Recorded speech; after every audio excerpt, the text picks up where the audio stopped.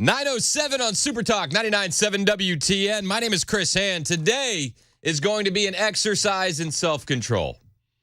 Not against like Biden or the Democrats or anything like that, but Johnny B's wife made me a massive bag of beef jerky. You've got temptation next to you for the next 3 hours. And I had a piece already. Oh, you've broken the seal. I should have never done that. It's over now, man. I may need you to hold this in the other room for me. He's got a bag in here with me, too. I'm screwed. What are we going to do? And for the record, I saw Ken chewing right after his newscast. So I think he's in on the jerky as well. We're all indulging. We'll all be about 5 pounds heavier after the show. But also way happier. Oh, my gosh. I also got a text from my wife here. She said that my son's preschool teacher stopped her in the hallway today. Yeah? Miss Lisa. Miss Lisa. Miss Lisa said she had to just tell my wife how cute Mac's laugh is. Oh, gosh. She said she just gets so tickled by it. Oh, that's very nice. Yeah. I appreciate that. I know. It's a much better laugh than Corinne Jean-Pierre's. I was hearing that. Did you hear it? Oh. Yikes. Nobody's tickled by that. That's rough. Nobody is stopping Corinne Jean-Pierre's friends in the hallway to tell them how cute her laugh is. Yeah, I think Ken said that's maniacal. That's like Ursula. Yeah, that's what I thought. That's a good one. That's exactly what I thought. I was that's like, a good one. Like if I was in a restaurant and I heard someone from across, I'd like be like, whoa, like startled, scared. Yeah, scared. My 1-year-old, that's what she says now. If like something happens, she'll look at me, put her hand on her chest, and go scared. Oh, so that's how I picture it. Scared. Okay. That's so cool. So the State of the Union is tonight. Are you excited about this? Oh, yeah. Are you hype? Let's Can go. you feel the energy? They're getting ready for it in D.C. Yeah, our big man Biden. Yeah. Well, he's been prepping all weekend, which I can only assume they put him into a medically induced coma to get rest. And his speechwriters wrote the speech. Yeah, exactly. We made the note yesterday that he posted an image on social media saying he's prepping for it. It was like size 36 font. Yeah, I remember that. He's going to walk out with like a stack and be like, how long is this speech going to be? It's like 20 minutes. 3x5 note cards, it's like instead of inches, it's feet for him. He's just bringing out these massive. He's going to have somebody standing up with two cards. Yeah, exactly. Yeah. Yep.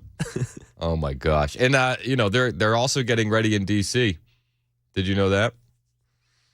Well, I mean, what? Getting ready for just the speech? I mean, yeah, well they've actually put a massive fence up around the Capitol. Oh. Right now, as we speak, Washington is erecting a fence around the Capitol in anticipation of Biden's State of the Union tomorrow.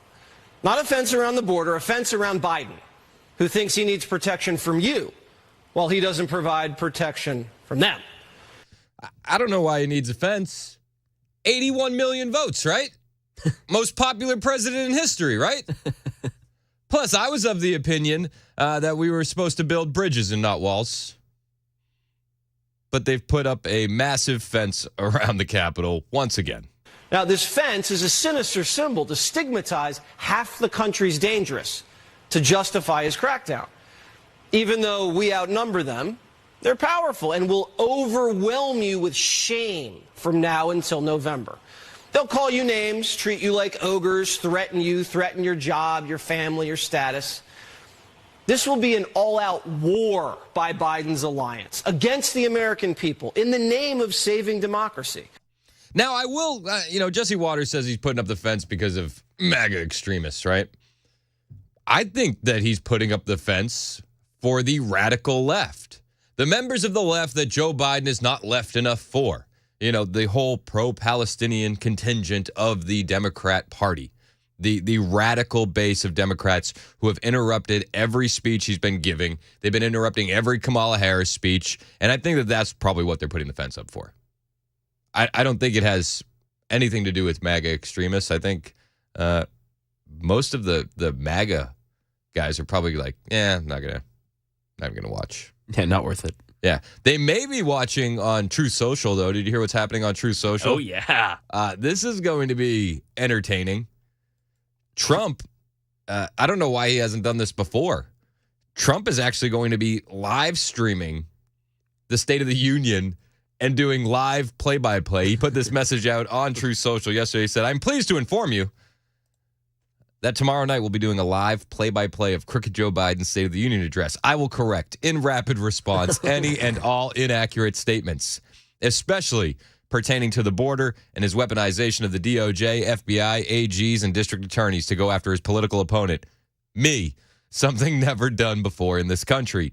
We did this once before to tremendous success, beating all records. It is important for the country to get the truth." I like the way he did that right at the end. Get the truth. Boom. On True Social. Do you think this will drive up app numbers? Yeah, I think so for that few hours. Yeah, absolutely. It'll drive traffic. And it'll drive traffic away from views on cable television. So I'm probably going to watch it live while Biden does it. And then immediately following, I'm going to watch it again with Trump commentary. Yeah. That makes sense. You know what I mean? Well, because you've got to watch it to actually watch it for a little bit. Yeah, and I also think that there's a missed opportunity here. Like, I wish that the gang of us were in the studio doing this live on the air. Yeah. You know what I mean? Hey, you're right. Why not? Yeah, it's a good idea. Those are the only kind I have. No, but yeah, I haven't thought about that. Yeah. You guys live commentating would be great. Wouldn't that be fun? Yeah, that should happen next year. Yeah, we should be doing that every year. I know Murphy would do it with me. Yeah. Oh my gosh. Yeah, you guys would have a blast. Yeah. We'd either have fun or we would just start arguing. Yeah, there's no in between. There would be no in between. It would either be hilarious or heated, right? Either way, good radio. Absolutely. Absolutely. Trump is not the only one that's going to be live streaming. Tucker Carlson is also going to be doing it live. Oh, nice. And he's going to be doing that on Tucker Carlson Network. There's going to be this is the influence of the YouTube generation. You know what I mean? People have been doing this on YouTube for years now, watching things live and reacting in real time. And you're now seeing it hit some of the biggest personalities like Trump, like Tucker. This is a new wave happening before our eyes, and we're seeing what was once like a fringe thing on YouTube that grew become mainstream. And I wonder, I don't know how we're going to be able to find this out. I wonder what the numbers are going to look like for just Trump's stream and Tucker's stream for the State of the Union tomorrow versus actual ratings on broadcast TV and cable. Yeah, that's going to be very interesting when those numbers come out. Perfect. I'm going to make you do it. And then that way, if you can't figure it out, I can put the blame on you. Great. Yeah, that makes sense. Because if I took the onus and I couldn't figure it out, then the blame would be on me. And yeah, that's not good for you. So do you see why I'm doing it like that? you see my strategy here? There is a method to my madness. I can guarantee you. There's going to be special guests in attendance. Did you know that? There's always special guests. They always have the people to say, hey, and Lisa from New York, Chuck Schumer is going to bring a Ukrainian soldier who lost his leg to the State of the Union. A legless Ukrainian, because, of course, protecting Ukraine's borders is far more important than protecting our borders. So they have to emotionally manipulate you with a legless Ukrainian. I'm sorry that he lost his leg. Like, I feel bad for the guy, but I still don't want to fund that war. It's not going to, like, my mind's not going to change. That's one of the things that drives me nuts with the left. It's always these emotional, manipulating arguments, and I just, I don't like that. Like, I've told people this for years and years. In fact, back in Massachusetts, I have friends that are Democrats, and I'll see them post, like, oh, do you see what's happening in Gaza? It's like, dude, just stay away from the emotional manipulation. Because, and to be fair, every side does it. Every side does. That's one of the easiest ways to manipulate you into a position is with emotions. So stay away from emotional manipulation. I usually run away from it. And when I see people doing it, I'm like, not a fan. This is another one of those cases. They tried to invite the Ukrainian First Lady, Dr. Jill, the world's most leading, whatever she is. Whatever she is. Whatever she is. They invite, I'm sure she's, the tops. whatever that is. The standard. She sets the bar. Exactly. She sets the bar in fashion that looks like couches from the 70s and other things. She's the best. Well, Dr. Jill invited the Ukrainian First Lady. She said hard pass. Hard pass. I wonder if we're going to find out that the legless Ukrainian is a Nazi, like what happened in Canada. Oh, my gosh. Do you think that could happen? Oh, jeez. I'm looking for all the drama. So, yeah, let's get it going. Like, what's the over-under on it being an actual Nazi? Hopefully they vetted this person. Also, I think it's going to be important because you're going to see, I think that the legless Ukrainian is going to be a giant tell for the Republicans that, stand up and applaud his bravery. It's like, again, feel bad you lost your leg, but it's going to be a tell for who is supporting the war in Ukraine and who is not. Plus, bro, probably would still have your leg if Donald Trump was in office because Russia would have never invaded. So. Why? Just because Donald Trump would have stopped it, or? Yeah. Listen. Do you think Ukraine would have been Russia's territory, though? No. Putin went after Crimea under Obama. Nothing under Trump. Then as soon as Biden gets in office, he goes after Ukraine. It's because Trump had the right level of crazy. Trump said, he said, if you take Ukraine and I'm going to nuke Moscow. They asked Trump, do you believe it? He said, 5%, but that's enough. Yeah, only need the 5%. That's it. He just had that. The madman might do it. Joe doesn't call his own shots. So they're going to have a legless Ukrainian soldier there. They're not going to have the Ukrainian First Lady. She did not want to hang out with Dr. Jill. Can't blame her. And there's going to be other guests in attendance. Apparently, one of the big pushes is going to be for abortion and abortion rights. That's what we're going to see the Democrats pivot towards this heavy. And I expect that is going to be a large focus during the State of the Union tonight is the abortion conversation. Because other than abortion, what do the Democrats honestly have to campaign on? Yep, that's pretty much the list. That was it. It's a long list. It's pretty much it. But there's betting odds. Have you heard that there's betting odds? Oh my gosh, yes, we got to get it on this. All right, so let's do the betting odds when we get back. Good. Because the betting odds, this is the bread and butter. Remember the streaker at the Super Bowl that bet that there was going to be a streaker? Yes, exactly. So, Dan got invited to a State of the Union one year. Oh, yeah.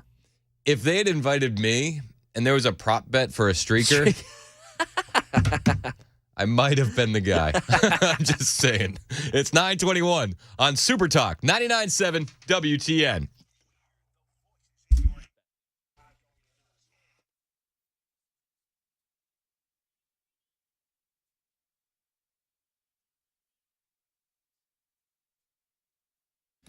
Hey, it's Chris Hand for my friends putting on the Learn Right Summit. What is this Learn Right Summit? Well, it's happening April 19th and 20th at the JW Marriott in downtown Nashville. And here's what it is. If you're a parent and you are absolutely fed up with the state of public education and you want to get more involved in school board meetings, be a more vocal member of that community, but you don't really know how to start, well, then you should come to the Learn Right Summit. The Learn Right Summit is going to be a pivotal gathering designed exclusively for passionate parents who share a common vision for elevating our education system. It's also designed for school board members and potential candidates. If you want to run for school board, but you don't know how to get started, this is a place for you to immerse yourself in these discussions, different kinds of workshops, and thought-provoking panels that will range from school safety to the transgender ideology being pushed on children, and a way for you to not only make connections with attendees, but also establish that network of support and collaboration that will extend beyond the summit. So that way you have the tools to go into these school board meetings and these school board races. So that way you're going in there with a mission and a purpose. Now, you're going to be able to engage in open dialogues at the Learn Right Summit, exchange ideas, and build alliances that will strengthen the foundation of all of our parents in Middle Tennessee's commitment to education excellence. It can really be changed with just you. Just you being equipped with the tools to make your voice heard is the difference. And the Learn Right Summit are going to provide you that those tools. April 19th and 20th at the JW Marriott in downtown Nashville. It's not just going to be parents. There's also going to be some major speakers like Riley Gaines, Mark Green, Byron Donalds, and more like education experts. You need to check this out. The Learn Right Summit, April 19th and 20th at JW Marriott, downtown Nashville. You can get tickets right now at leadershipinstitute.org/LearnRight24. I know it's a mouthful. Let me say it for you one more time. leadershipinstitute.org/LearnRight24. And if you use the promo code LearnRight24, you get 25% off your tickets. leadershipinstitute.org/LearnRight24.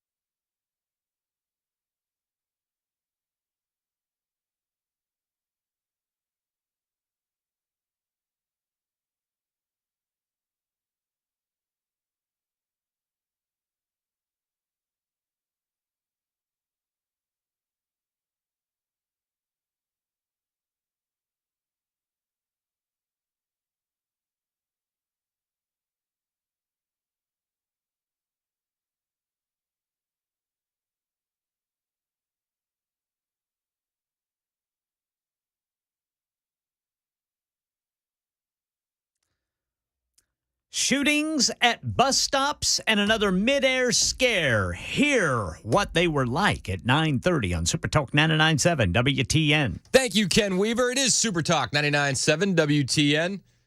We were talking about the State of the Union, how they're putting up a fence around it. And on the Members Nutrition text line, John in Lawrenceburg said, "Are federal agents going to cut holes in the fence?" I don't know. They're pretty good at that. Maybe they'll have a forklift to lift it up, you know?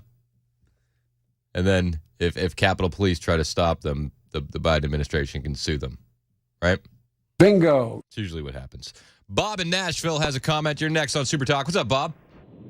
Good morning. How are y'all doing? Great to hear from you. Listen, just a quick question. I'm an old 70-year-old man that lives by the CSA common sense approach. And back when the war started, if I remember correctly, and somebody needs to answer this for me, we offered Zelensky safe passage for him and his family to the United States to live here just to get out. And then he said, hey, no, I'm going to stay and fight. So my question is, what changed? What happened during that period of time where we wanted him to leave, but he wanted to stay, and now we're trying to support him? So I'll hang up and see what you had to say about it. Yeah, it was in February of 22. They offered him, they gave him an offer to evacuate, and he said, "The fight is here. I need ammunition, not a ride." And, you know, I think what changed is that the money started flowing. The money started flowing. Yeah, he declined a U.S. evacuation offer right when everything kind of kicked off. That is correct. All right, so on the way, Mac and I are going to go over the betting odds for the State of the Union. Hang out with us. We got more to come. It is Super Talk 99.7 WTN.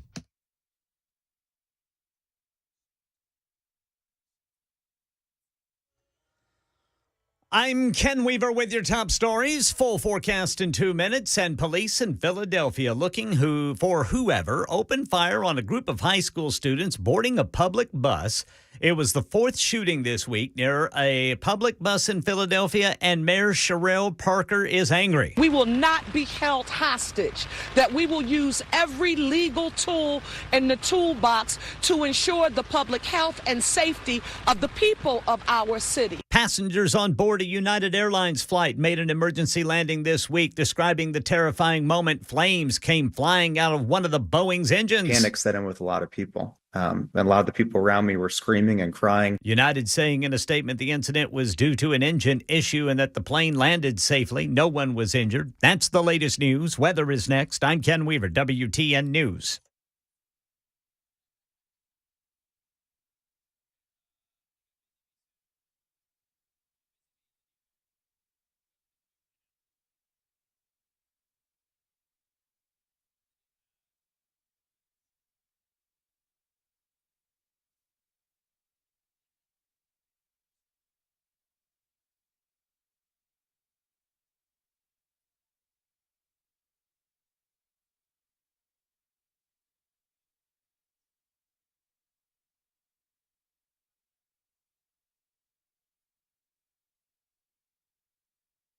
Hey, it's Chris Hanford, my friends at Busy Bee Plumbing, Heating, and Cooling. It is time to get your system serviced the best way, the Busy Bee way with Busy Bee Plumbing, Heating, and Cooling. It's that time of the year where you're going to be kicking on your heat in the morning, kicking on your AC in the afternoon. And when you're using both, if you don't have it maintained the right way, you are waiting.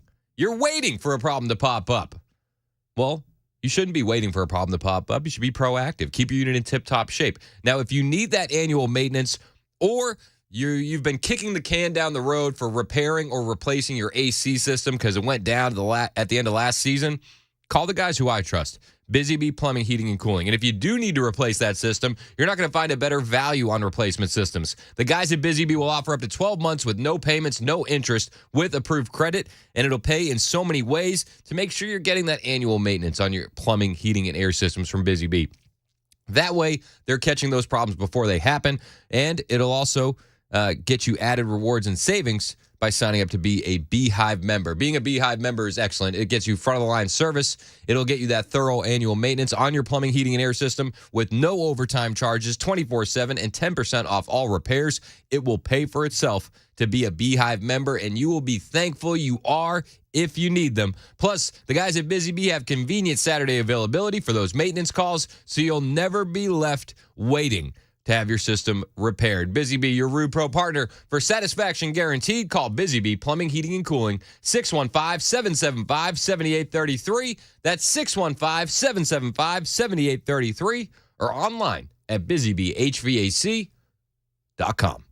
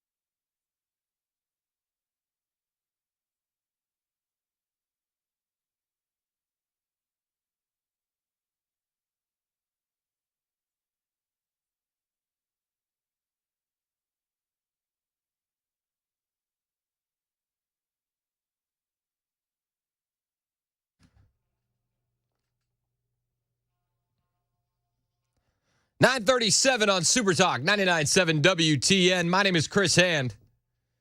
If you want to be a part of the show, you can hit up the Members Nutrition text line or the phone lines. Both of the numbers are the same, 615-737-9986. We're talking about the State of the Union happening tonight. Spoiler alert, State of the Union, it's mediocre at best. Mediocre at best. But there's new betting going on. Prop bets, which I feel like is a much safer way to go about enjoying your State of the Union festivities than drinking games. I would advise against everyone not doing a drinking game while listening to or watching the State of the Union, because alcohol poisoning is serious. Yeah, exactly. You know what I mean? I don't want to get your stomach pumped. Don't want anybody to die because of this. But have you seen the betting odds? I haven't seen any of the lines. What can you bet on? So I texted you last night as part of show prep. Yeah, I saw this. I didn't look at it, but I was like, okay, we're talking about betting lines. But when I send you something for show prep, it's like you're my betting guy. You're right. I should have our best bets. Like, I send you this stuff that I'm like, Mac will be interested in this. And he's like, yeah, all right. I'm like, oh, sorry, we're talking about that. Sounds good. You responded to my joke that I made off air that I wasn't allowed to say on air. I did respond to that, yes. Yep. Okay, now I'm seeing these. Yeah. All right, so my joke. So I told my wife the joke that I wasn't going to say on air with Mark Robinson, he's a black Nazi. So I had a very inappropriate joke off the air. My wife laughed, and she's like, yeah, I'm so glad you didn't say that. I am too. So anyway, moving on. This is why we need the uncensored podcast. I would have no fear on the uncensored podcast. Yeah, you wouldn't care about that. Yeah. There's no FCC regulations there. When's the podcast studio done? It's a great question. Working on furniture. I would stand. Yeah, they don't have mics. They're waiting for the furniture. Yep. All right, I don't want to get frustrated on air. Let's go to these lines. All right, so 2024 Biden State of the Union prop bets. Length of Biden address. All right, so I think what we should do is we'll copy these, okay? Yeah. And then we can do we can kind of see what I don't know. Never mind, it's too much work. Let's just have fun. Length of the Biden address. They have the line set at 69 and a half minutes. Seems long. Okay, so I thought the same thing. But that doesn't mean length of speech, okay? It's true. You know what I'm saying? What else is there? Does that mean, does length of Biden address, are they counting that as, start time? Like, the timer starts when he starts talking, or is that the walk-in? Ooh, I'd imagine it starts when he starts talking. Because somebody, if you're going in the weeds, it could say, ladies and gentlemen, the President of the United States. Boom, timer. He's got to walk up. Yeah, and that adds a couple more minutes. That's going to add 11 minutes with the speed that he cruises at. And then I was also thinking, with his speech, you could run it through a text reader and be like, this will take you 40 minutes to read. Which means for Biden, it would take 69 and a half minutes. That's true. So you're going over or under 69 and a half minutes, smack? Gosh, you're right. If I really would have done my research, I would have seen how long his was last year. See what I'm saying? This is why I sent it to you last night. Now I'm coming in under prepped. I'm going to go under. I don't think he can stand for that long. That's a long time. I'm going under, too. That's just too long. Mm-hmm, mm-hmm. And the Biden administration wouldn't want that either. They don't want him to be out there for an hour and 10 minutes straight by himself. No. That's not what they want. I feel like they want 40 minutes. Yeah. Short, sweet. Get out of there. Yep. Adrenaline starts to die down. Middle from the biddle comes out. Middle from the biddle. But when you're middle from the biddle. There's no prop bets on middle from the biddle. Gosh, some of these are easy, though. I'm looking at some of these. I'm betting hard on some of these, man. So how long is a typical State of the Union address? They don't have anything. Nothing? It's all different. It's all different. Like Lyndon Johnson had a 40-minute one. I don't know. I don't think there's anything you can look at historically that's going to tell you much about that. This State of the Union address from PBS on YouTube from last year says it's an hour and 45 minutes, but I don't know. Again, that's not just the speech. They're counting. I'm seeing Jill Biden walking in and people clapping. So yeah, I don't know what they're counting, but last year just this video is an hour and 45. But that just seems crazy. There's too much. There's too much pregame festivities. Exactly. Just get to it. Yeah, let's go. Give them a podium. All right. So, number of non-facts as no. Now this one is interesting because non-facts that Biden is going to say, it's going to be highly high. Is that a highly high? Highly high. I like that. Highly high. Rather than lowly low. Yes, I agree. But there's a stipulation on this. It's not just non-facts. It's as per a Washington Post fact checker blog. So it's what does the Washington Post think are non-facts that they're going to fact check? I miss when facts weren't objective. That's what I miss. Yeah. It was a simpler time. They have the bar set at 11.5. I'm going under on that. It's an election year. Washington Post is not going to be harsh on him. Yeah, and I think he's going to stick to less numbers, less figures, less data. Yep. Lots of those things go against him. Much more emotion. Yeah. Emotion. Yep. Yeah. I'm going to go under too. Plus, that makes sense. We went under on the time. We go under on the fact checks. Yeah, under on the, yeah. I agree with that. Yep. All right.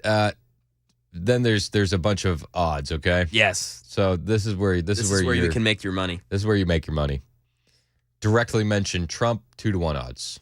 Easy. I wish I could just bet on that multiple times. Yes. Here's another one that is easy and we wish we could bet on multiple times. 3-1 odds that he will misname a foreign leader or country. Oh, you get or country there. Or country. Ooh, yeah, that's easy. 3 to 1. 3 to 1? Yes. All right, so explain to me the odds. So that means like if I bet $1, I win 3? Yep. Oh my gosh. That's what I'm saying. Go slap down $20, get back 60. Yeah. There's no way that he doesn't misname a foreign leader or a country. Yeah, that's going to be easy. That's easy money. To say either senile or dementia, 3-1 odds. I hope he doesn't. He's not going to say that. You don't want to say that. No, he's going to stay away from that as much as he can. Directly mention Obama, 4-1 odds.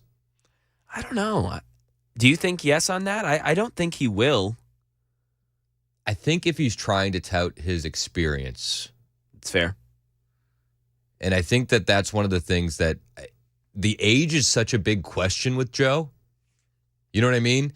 And it being an election year, they've been trying to pivot. I'm not too old. I'm just experienced.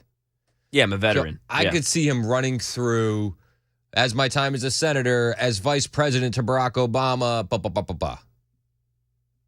I would take that bet at 4-1 odds. Also, as he's using the word veteran as an experienced, I don't want to get any super text telling me that Biden's not a veteran. I understand. Yeah. Saying experienced. Yep. Just to clarify.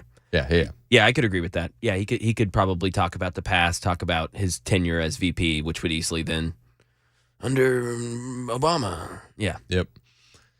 Okay. Here's where things start getting spicy. You ready? These are fun. These are like large money. These are fun. And this next one, it's like, I feel like it's objective. To have a 5-second brain freeze. Yeah. 10-1 odds. Yeah, this is where I stay away just because it's going to be subjective. Yeah. Yeah. Is it a 5-second pause or is it a brain freeze? I wouldn't take that bet. Yeah, like is this a brain freeze? And Joan Shingang, I'm going to pronounce it, Shanga Kawawa. I would think so. But I picture it more as when he does the death rattle where he's yeah. That should count. That would definitely count. Are we gonna get 5 straight seconds of But then I feel like the bet makers could kind of be like, no, he was pausing for dramatic effect. It's true. Yeah. See, stay away from that. I would stay away from the 5-second brain freeze. Confuse Trump with Obama, 14-1 odds. I would take that. Oh, gosh. Yeah, good odds. Good odds. Solid chance that happens. The next one's even funnier. Yeah, 20-1 odds that he confuses Nikki Haley with anyone else. With anyone else. I wouldn't take that bet. I don't think Nikki will be brought up. I don't think Nikki gets mentioned at all because She's irrelevant. She is the most forgettable figure of the 2024 presidential race. Somehow was like more involved than anyone but Biden and Trump, but is also more irrelevant than like Chris Christie. You know what I mean? Like, Yeah, that's such a great way to put it. More irrelevant than Chris Christie, but more involved than just about anybody else. Yeah. DeSantis has a far greater chance of being brought up and confused with someone else than Nikki Haley. For sure. Yeah, especially with stuff going on in Florida. Yeah, absolutely. Okay. Biden's State of the Union, most mentions. So you got to explain this to me. It says 10 to 13 odds. What does that mean? So it's minus 130. So it means it's favored, the border. So that means it's hard sometimes. So if you bet like, yeah, I'd have to look it up exactly. Minus 130. So you make less than you bet. Yes, exactly. Essentially, yes. Okay. So 10 to 13 odds border is mentioned. I feel like that's just that's the favorite. That's an easy bet. That's an easy. Yeah, that's an easy bet. That's a layup. Going to try to get some money back, and they're going to blame Republicans. So, Ukraine 3-1 odds. Listen, there's going to be a legless Ukrainian soldier there tonight. So they will have to do that. They have to do it. That is free money. That's free money at 3-1 odds. Yeah, plus 300. That's beautiful. Do that. Guns 19 to 4 odds. Yeah, you kidding me? This is light work. Yeah, this is easy. I feel like a lot of these bets, if you're paying attention to politics, you're going to clean up. There's no way he doesn't mention guns. 19 to 4 odds. I want to find the real book that I can bet some of these at, because this is, I may not have to come back to work if I can put enough money on some of these. This is easy. It's betonline.ag is where they have this. I don't even know. I don't really. Yeah, you're not. Yeah, I don't do the betting. This is just for fun. All right. Security 6 to 1 odds. It depends on what context. Like, will he say the word security? I'm sure. I feel like that's easy if it's just the word security. If it's just the word security, but it's, Biden, State of the Union, most mentions. Oh, most mentions. Okay, so he's got to say it. Okay, gotcha. So, democracy, 5 to 6 odds. That's the favorite. Jan 6th, 7 to 2 odds. MAGA, 4 to 1 odds. Does he say MAGA more than he says democracy? Yeah. You think so? I think so. I think it's a close, and it's closer than the odds would say. I'm taking plus 400 over minus 120. I think it's gonna be pretty close. He's gonna the MAGA agenda, the MAGA extremists, like boom. MAGA Republicans. There's just so many phrases that he uses it in. Yeah. All right. I think you're right. Putin at 5 to 1 odds. Putin will be mentioned, but I don't think he'll get the most mentions. I don't think out of all those, out of democracy, No Jan way. 6, MAGA, and Putin. He'll say it once or twice. No way he gets mentioned the most. Yeah. No way. But that could be a twofer. It's like, and if he mispronounces the name and then has to say it 2 or 3 times in a row, you know what I mean? That's there's going to be a bad beat where it's like, dang it. Yeah, well, the dictator in Russia, Zelensky. I mean, Putin. No, stop. You're screwing up our odds. All right. Is he going to mention Trump's cognitive ability? Yes or no? Yes at plus 250, no at minus 400. I think yes. That's easy money because all Democrats do is project. Yeah, I think that's absolutely true.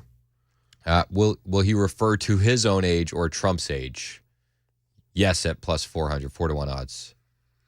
Yeah, I'm curious to. I think he will do that. I'm curious to hear how he does it. What way is he going to go about it? Is he going to say that we're both old? Is he going to go a different? Like, what's he going to do? Yep.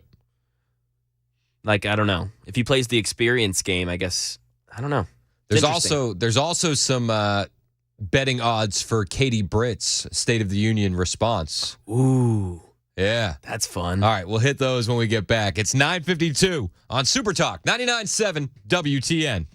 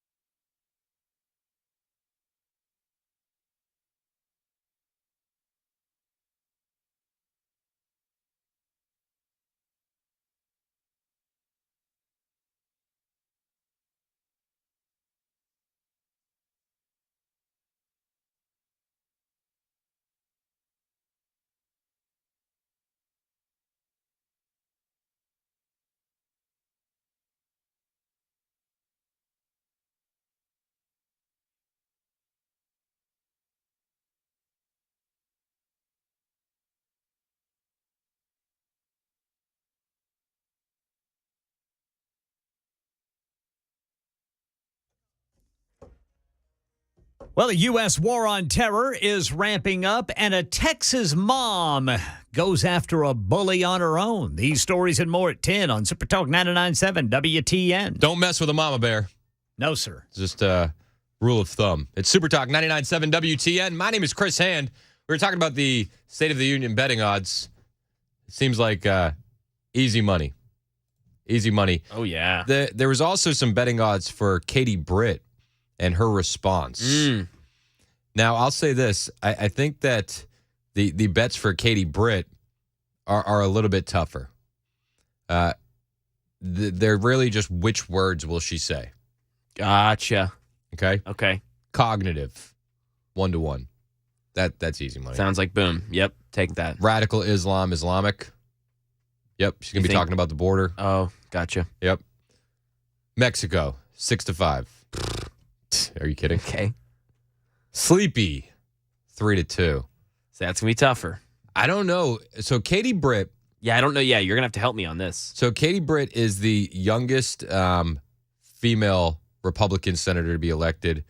She's an up-and-comer in the Republican Party. She's in Alabama.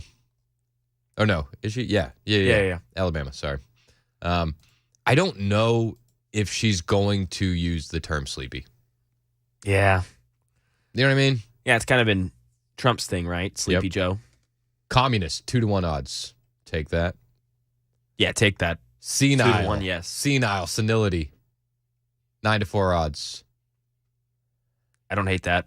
I would take senile over the next one, which is dementia at 11-4 odds.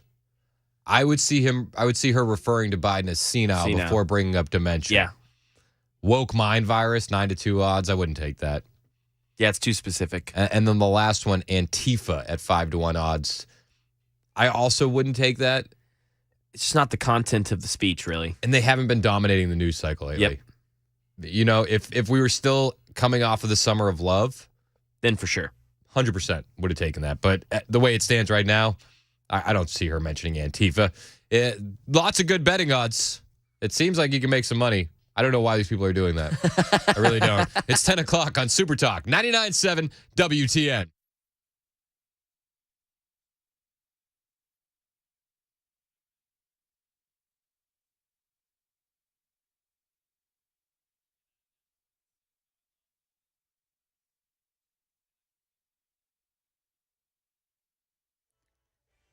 Ten o'clock on the dot this Thursday morning. I'm Ken Weaver with your top stories. We've got some more rain on the way. We'll tell you about the next round and then the cool down during the full forecast in 2 minutes. War on terror, emboldened by the Israel-Hamas war. A federal intelligence report warns of a growing threat of violence from foreign terror groups like ISIS. A new confidential intelligence briefing from the Department of Homeland Security says ISIS is likely to, quote, intensify calls for attacks during Ramadan and possibly through Easter and Passover. The report states that ISIS media typically intensifies calls for violence during Ramadan, which begins on March 10th, but this year it comes at a time of heightened tension due to the Israel-Hamas war.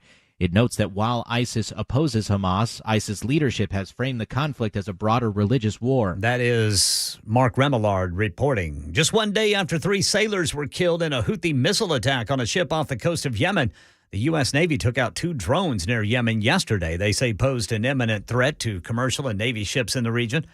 A Texas mother who intervened in a dispute between her son and a schoolyard bully now finds herself facing criminal charges. Here's Jim Ryan. On Monday, Jennifer Lynn Rossi's 10-year-old son had his sports drink taken away by an 11-year-old. She didn't get mad. Sheriff's deputies in San Antonio say she got even. She admitted to mixing lemon juice, vinegar, salt, and Gatorade in a sports bottle and telling her son to give it to the classmate who had stolen his drink the day before. Soon after consuming the concoction, the boy experienced nausea and a headache and was taken to a hospital, although the drink was non-toxic. Rossi was booked on a charge of injury to a child. Later tonight in our nation's capital, President Biden speaks to a joint session of Congress for his annual address on the State of the Union. The First Lady's guests in the gallery will include an Alabama woman whose IVF treatment was upended by the recent court decision there, and a woman from Texas who sued and ultimately had to leave the state to terminate her non-viable pregnancy.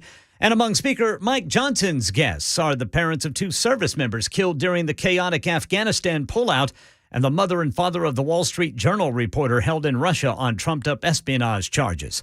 That's the latest news. Weather is next. I'm Ken Weaver, WTN News.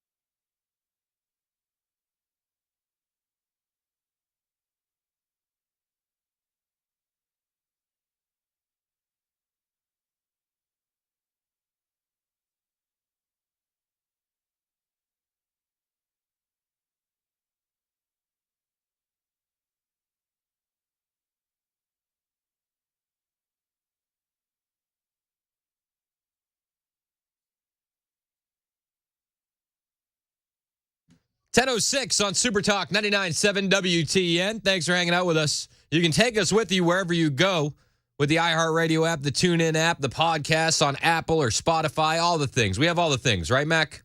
Fact check that. All of them. All of them? 100%? No need to fact check. That's true. That's true. 100%. Easy. Wherever you want it. Twitch, Twitter, Facebook, YouTube, our website. Super Talk TV. Hello. We got all the things. I wanted to... I'm excited as we head into November. I am. But it's like one of those things where it's like I don't want to look past the fight that we have in front of us because now our guy is the nominee. I think that we also need to absolutely recognize that this is going to be a dogfight heading towards November. A dogfight. And I also want to point out, like I said yesterday, this was inevitability, Trump being the nominee. And it's not just me that thinks that. The left has been thinking that as well, okay? This is why they've been attacking Trump relentlessly, because they know the inevitable outcome is Trump is the nominee. And they were trying to take him out of that by any means necessary. And don't think that just because he's the Republican nominee that is going to stop. And I found this audio from the Michigan Secretary of State. The Michigan Secretary of State, her name is Jocelyn Benson, okay? And I found this audio of her. She's talking to, I think it was like some NPR type station. But she's talking in this interview, and she's admitting that she's working with other secretaries of states in all of the key battleground states to, in her words, fight a common adversary. Now, she doesn't come right out and say that the common adversary is Trump, but it is absolutely inferred that these secretaries of states in the key battleground states of Nevada, Georgia, Michigan, Pennsylvania, Wisconsin, and Arizona, that these secretaries of states have been working together because they have a common adversary who's a threat to democracy. Michigan leading the way in a lot of these efforts to ensure that democracy continues to exist, that every vote is heard and counted at the ballot. But you're not just helping Michigan. You're part of a group of secretaries of state that are really working on this around the country. Can you tell us about that? Yeah, one of the things we saw in 2020 was that particularly in battleground states, we were all battling a common adversary, a really nationally coordinated effort to undermine the will of the people, both before, during, and after Election Day. So she's obviously talking about Trump before, during, and after Election Day. Someone that was trying to subvert democracy. And we learned to semi-coordinate with each other in 20.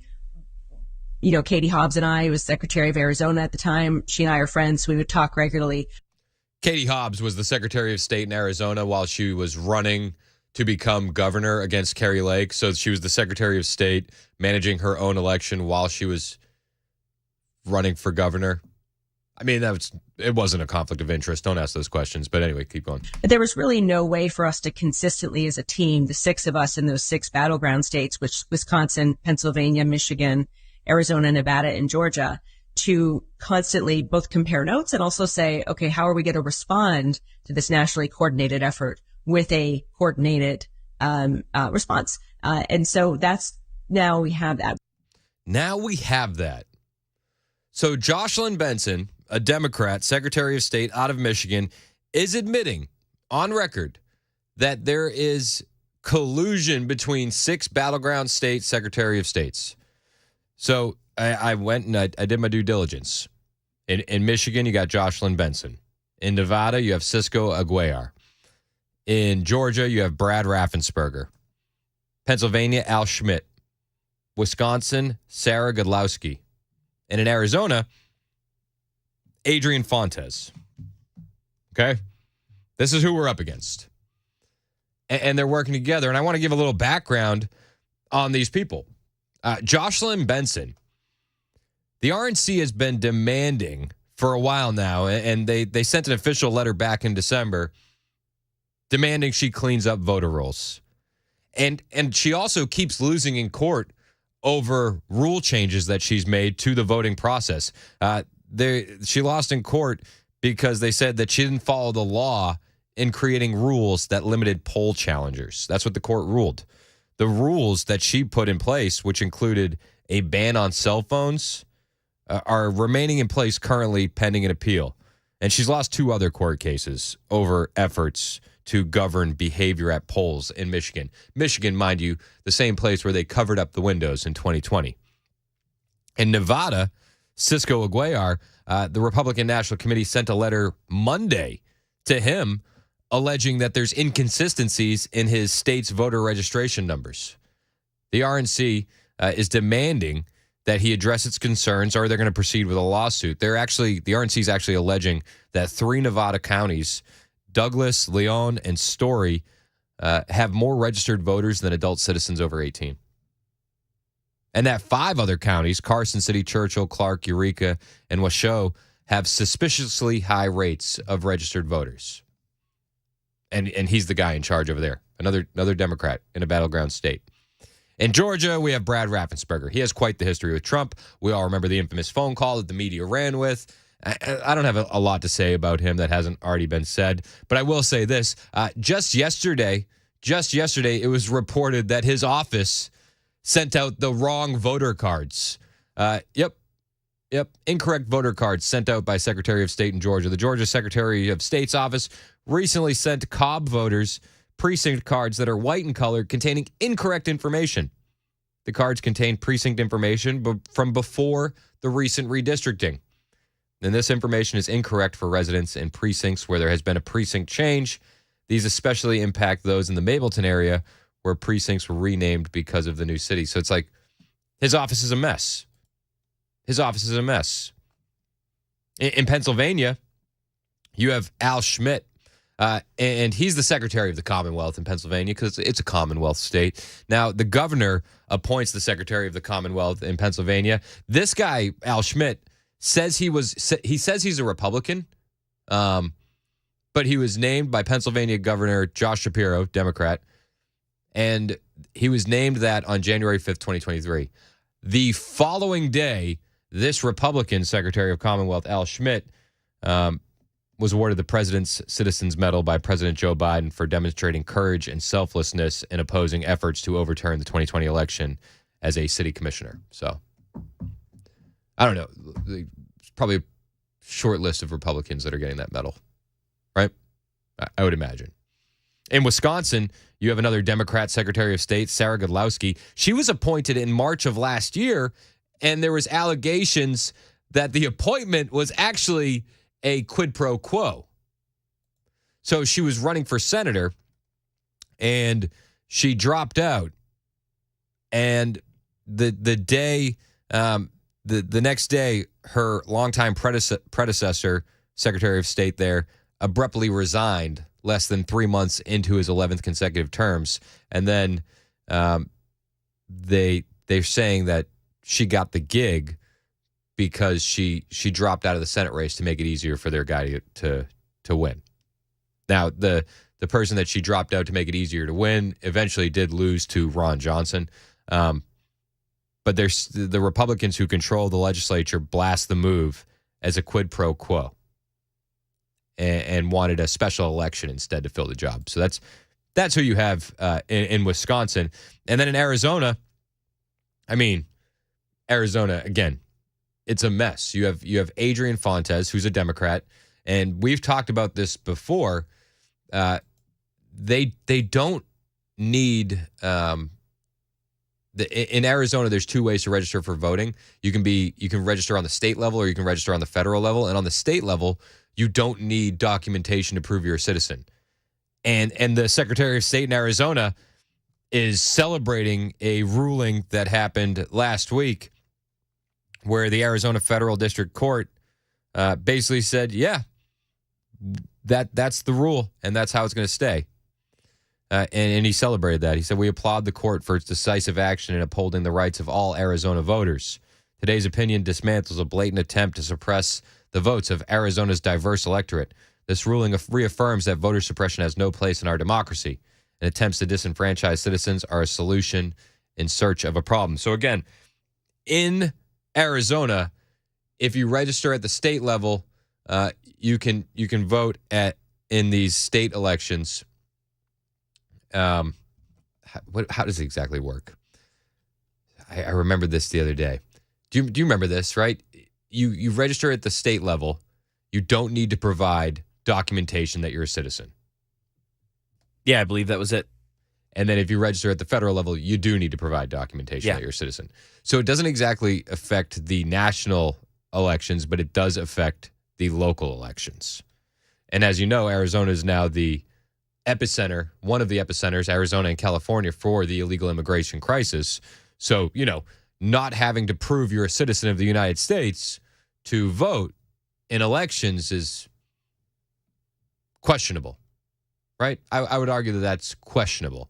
And the Secretary of State in Arizona celebrated that ruling. So when I hear the Michigan Secretary of State going on this interview to say that she's working with all of these secretaries of states in these key battleground states, in her words, to fight a common adversary, I go, oh, here we go. Right? Now, I don't think that this means like, oh my gosh, Trump is going to lose. But I think that we all need to be aware of what time it is, because the Democrats on the other side and these radical secretaries of states, they know what time it is. Trump keeps saying we have to be too big to rig. But these secretaries of states are working together. And the Michigan Secretary of State, Jocelyn Benson, says that they've been working together since 2022. We actually spent 2022 working to build that team in these 6 states. You've got strong voices now in Arizona and Nevada and Georgia and Wisconsin and Pennsylvania and in Michigan. And we're all talking, we're all working together, and we're all very clear-eyed about what we're up against. Because the battle over the future of our democracy isn't going to be in the post-election process only. It starts now. And it starts with how various court battles are playing out, and you'll see all of us getting hit with the same types of sham lawsuits that are lawsuits, or PR campaigns masquerading as lawsuits. So as we work together, as we talk to each other, we can develop common strategies and be much more powerful, united as a team, even across party lines, than we would be if we were just fighting these battles in our respective states by ourselves. Yeah, so they're working together. They're working together. Now, I think it's this doesn't mean that the election's going to be quote unquote rigged, right? But I think that it's important when we're looking at the landscape of what's been happening as far as conservatives and Trump and the election, that we don't get caught up in our positive momentum and miss what's happening, in real time on the ground. Because we've had a lot of wins, right? The polls look good. We get the Supreme Court ruling that Trump is on the ballot. Nikki Haley's dropping out. Mitch McConnell's stepping down. You have Texas fighting the federal government. We're getting new leadership at the RNC. It's like everything is great, right? So I think it's important to take a step back and realize, no. There's still a large, large fight to be had, and we need to be cognizant of the fight that's happening on the ground. Okay? I think that that's very, very important. And to not, as people say, fall in love with the smell of your own farts. You know what I'm saying? Like, be humble, keep doing the work, because we're going to see resistance and pushback in all of the most important battleground states. And the Michigan Secretary of State went out and said this in the open, that they're working together against a common adversary. Joe in Brentwood, you're next on Super Talk. What's up, Joe? Sir, I recommend you for a raise. I've called Joe Biden. He's going to send you a check next week. Okay. Joe Biden's going to send me a check? Yeah. I would figure he would probably send the IRS after me before a check. No, let's discuss what's coming up in the next 8 months. Do you think in 1 second the Democrat government is going to give up their power? They're going to hold on to it, and we're going to have to take it from them kicking and screaming. Do you realize if I was Donald Trump, I would get out of this country so fast, because if this man survives the indictments and gets elected president, your government will call China, and China will destroy Donald Trump or assassinate him. Book it. Donald Trump will not last 6 months after the election if he becomes president. You can book it. Well, I mean, let's cross that bridge when we get to it, Joe. Let's focus on winning the election first, right? Well, let's hope we do. Yep, I'm with you, man. I'm with you, because then all hell will break out afterwards. Yep. No, hey, you're not wrong there. When Trump wins in November, all hell will break loose, and the cope and the seethe from the left will be worth every bit of hard work that is being put in on ground level. It's 10:22 on Super Talk 99.7 WTN.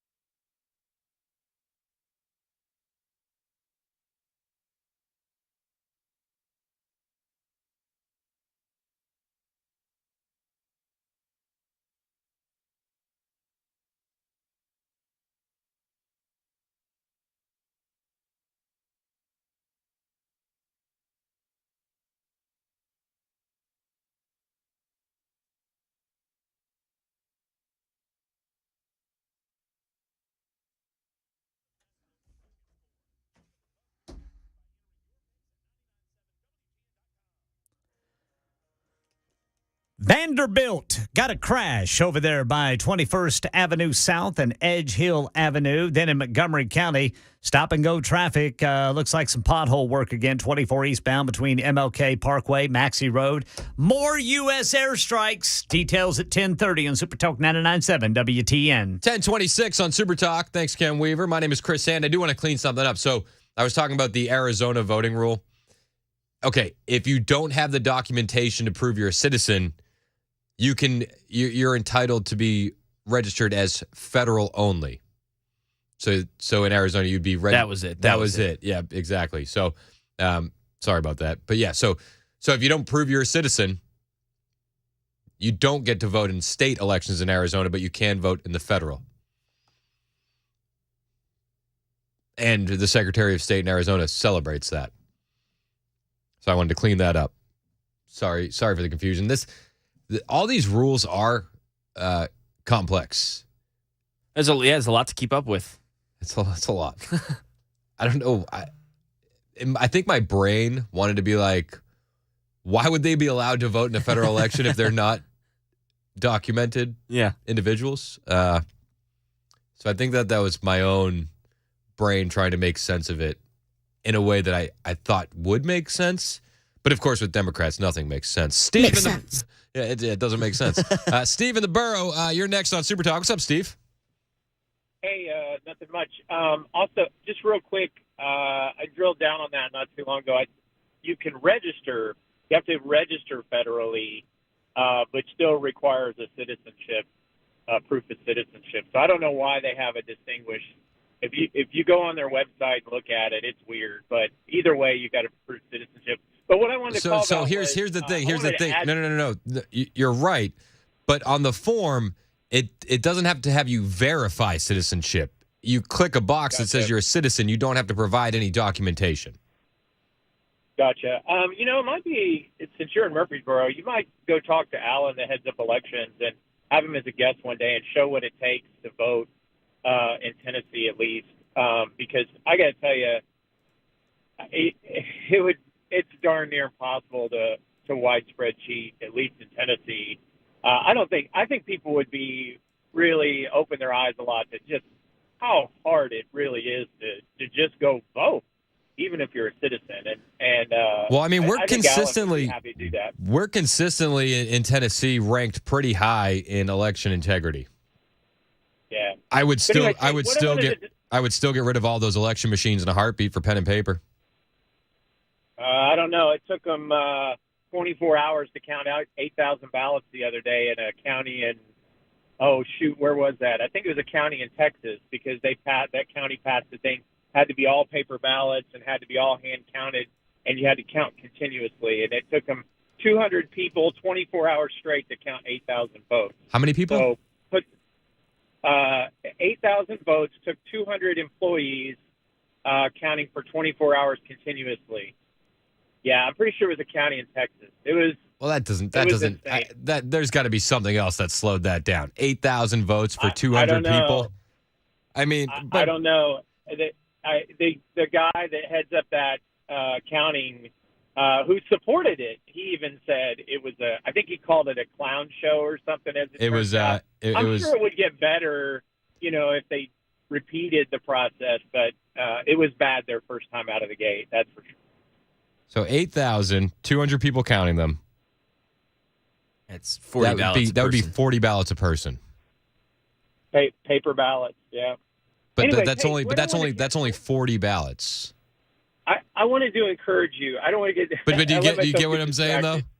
Yeah. No. I get it. It's just I don't want to lose what I wanted to encourage you for being realistic about the battle that Trump and the Republican Party is about to undertake, because I think, to your larger point, I think a lot of particularly Trump supporters are just sort of blind to some of the obvious obstacles and hurdles that are out there. Let me just go down a quick laundry list, okay?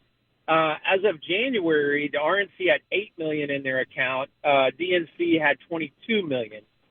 Trump has been outraised by Biden 2-1. You've got for all her faults, I never would have voted for her. But I think Haley has done, if people will pay attention, sort of without blinders on, I think she's done a good job of pointing out what some of the flaws are. So, for example, there's been a couple of states where Democrats could cross over. Most could not do that. But yet, in spite of that, on average, about 25% of the Republican Party seems to be saying no to Trump, even higher if you count in some of these other candidates.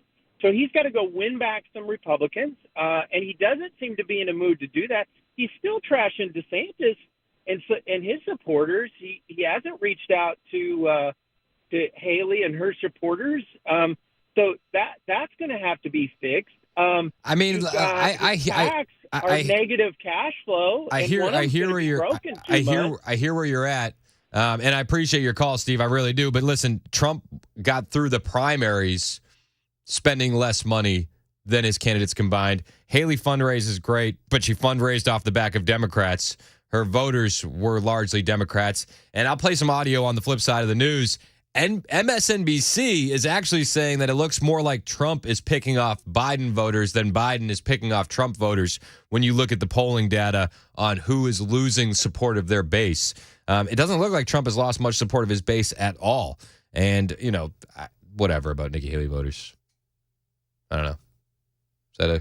Is that a strong enough point? Like, whatever. 1032 on Super Talk 99.7 WTN.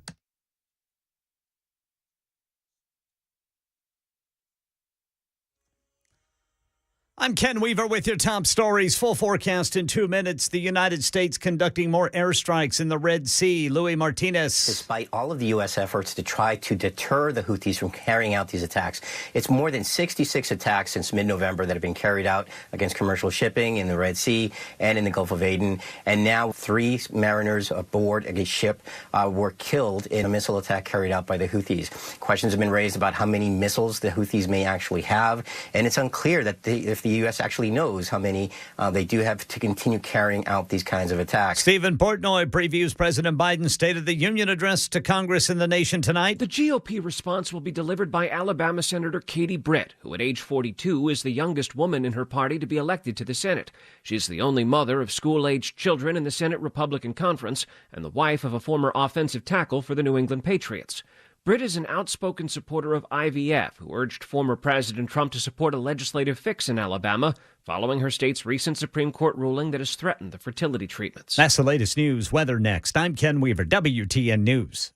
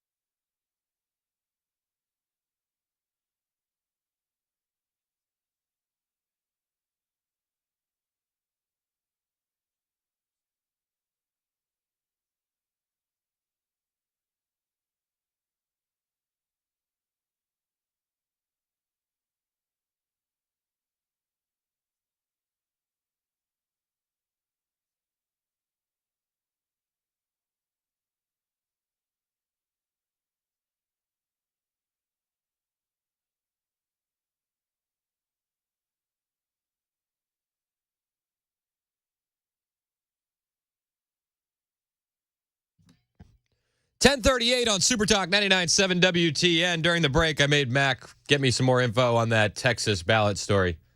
What you got, bud? Yeah, I was curious. I mean, I had to dive deep because this is interesting. So this is Texas scorecard, and this is in Gillespie County, maybe Gillespie. I think it's Gillespie. Just for reference, population of this county, just a little over 27,000 people. Okay. This isn't huge. So as many as 18 teams at a time spent the day counting early ballots. They were using a space at a local wine tasting facility. 18 teams. Is that part of the problem? Yeah, that was part of it. They were at a wine tasting facility? Yeah, they had some teams there, some teams at the other 13 precinct polling places. About 250 people counting these ballots. So divide that between 18, however many you get there in each team. So it says the 5-person counting teams included 3 talliers, 1 caller, and 1 watcher. Campbell said each team could count on a batch of 50 ballots in about 1.5 hours. And I think this is really where the problem comes into play. Each ballot contained 24 to 25 candidates, along with the party's 13 non-binding ballot propositions. And so the propositions made the counting process more daunting, is the way this article put it. They said they could have used 500 people. So it's just the overwhelming amount of candidates and propositions. Yeah, takes a lot of logistics, they said. Yeah. So I guess you could simplify the process beforehand. And these people wanted a hand count. They said it was very rewarding after they were done. But, yeah, lots of people working for almost 24 hours straight. Interesting. Yeah, I still like paper ballots. They designed the ballots to fit on a single sheet of paper printed on both sides to help detect counterfeit ballots. They added an imprint that glowed under black lights, which were issued to each counting team. Riley's office distributed the ballots. So you're also having to do that. Make sure each ballot's not counterfeit. I like that, though. Yeah, but for 27,000 people, he took 24 hours. Yeah, I don't like that. Yeah, that's the problem. That's where the problem comes into play. Is that a Democrat county or a Republican county? I believe, it's in rural Texas, so I'm guessing Republican, but I can look it up. All right, don't worry about it. Yeah, I'm going to guess Republican because the ballot counts for the Democrats were way less too. So, yeah, I'm thinking it's going to be. 1333 on the Members Nutrition text line says, we counted paper ballots forever. I think we can do it again. I'm going with 1333, Mac. Also, you can't hack paper, right? It's true. You don't need to fact check that? I think I'm going to go with true on that. Can't hack paper. Fascinating. I thought for sure you were going to fact check me. I think Joe Scarborough needs to be fact checked. Do you know what this man said? No. Ahead of the State of the Union, Joe Scarborough said, we're witnessing, and I quote, peak Biden. But comparing that guy's mental state, I've said it for years now, he's cogent. But I undersold him when I said he was cogent. Cogent. He's far beyond cogent. In fact, I think he's better than he's ever been. Intellectually, analytically, because he's been around for 50 years. And, I don't know if people know this or not, Biden used to be a hothead. Sometimes that Irishman would get in front of the reasoning. Sometimes he would say things he didn't want to say. Well, he still does that when he calls out half the country as extremists, right? I love the way Joe Scarborough says cogent. Cogent means having power to compel or constrain. He's cogent. There was more. Are you ready for the rest of Joe Scarborough? Yes. Okay. This is what we're witnessing is peak Biden. So tonight at the State of the Union, just know this is the most Biden we're going to see Biden ever be. Start your tape right now because I'm about to tell you the truth. And he said that, and I said, all right, deal. All right. I left that part in. Start your tape right now because I'm about to tell you the truth. All right, I'm listening. And F you if you can't handle the truth. Whoa. Whoa. I didn't know Morning Joe. Did you know Morning Joe got down like this? Wow. He looked right at the camera and pointed and said, And F you if you can't handle the truth. This is how you know he's not lying. All right? This version of Biden, Okay. intellectually, analytically, is the best Biden ever. Not a close second. And I've known him for years. The Brzezinskis have known him for 50 years. If it weren't the truth, I wouldn't say it. If it weren't the truth, Mac, he wouldn't say it. Fact check that. Pat in Clarksville, you're next on Super Talk. What's going on, Pat? Well, hi. Good morning, Chris. I want to tell you one thing. First of all, I grew up in Massachusetts. What town did you grow up in? I can hear it in your voice. I grew up in Lowell. I was born in Lowell. Oh, okay. I was in Melrose, and I've been out of there since 1972, and I just can't lose it. No kidding. Well, this is what I would do. This is why I sound Canadian sometimes. When I would drive from Lowell down to Medford to work at the radio station, and I knew that if I wanted to work in radio, I had to get rid of my accent, or I was just kind of like trapped in Boston, right? And I didn't want to stay in Massachusetts, so I would read street signs out loud every day on my way to work, and I did that for almost a year to help get rid of my accent. I'll have to try that, I guess. I don't know. I think if you left in the 70s and you still got it, Pat, I don't know if it's going away. It's over. well, I wanted to mention another odds that I thought of about Joe Biden. I wonder if he's going to mention or at least recognize a dead person in the crowd tonight. Oh yeah, That's another one I'd bet on. Chances are high. Chances are high. Yep. And you mentioned something that was really good as far as not getting complacent because things look good right now. If you remember the midterms a couple of years back, how we were supposed to have a red wave. Yep. And we didn't. I mean, really, it went down the tubes. So that's very true. And I know people listen to this station, but I don't know about the ones that don't listen. So I might be in the minority on that red wave. I think a lot of that was media manipulation. I don't think that we were. I think that they made the polls look better than they were heading into that. That way, our win could be viewed as a loss, and then I think that we actually gained seats there, and it wasn't as bad as people say it was. I think that a lot of people had this expectation of winning every single seat and every single race. And so if that didn't happen because of all the talk of a red wave, you were going to feel disappointment. But I feel like that was partly by design. Well, and if the media is involved, you never know what you're going to get. I'm with you, Pat. And the other thing, I have a question. When you played that little bit of a tape about were they the attorneys general that are going to get together and undermine this election? Secretaries of states.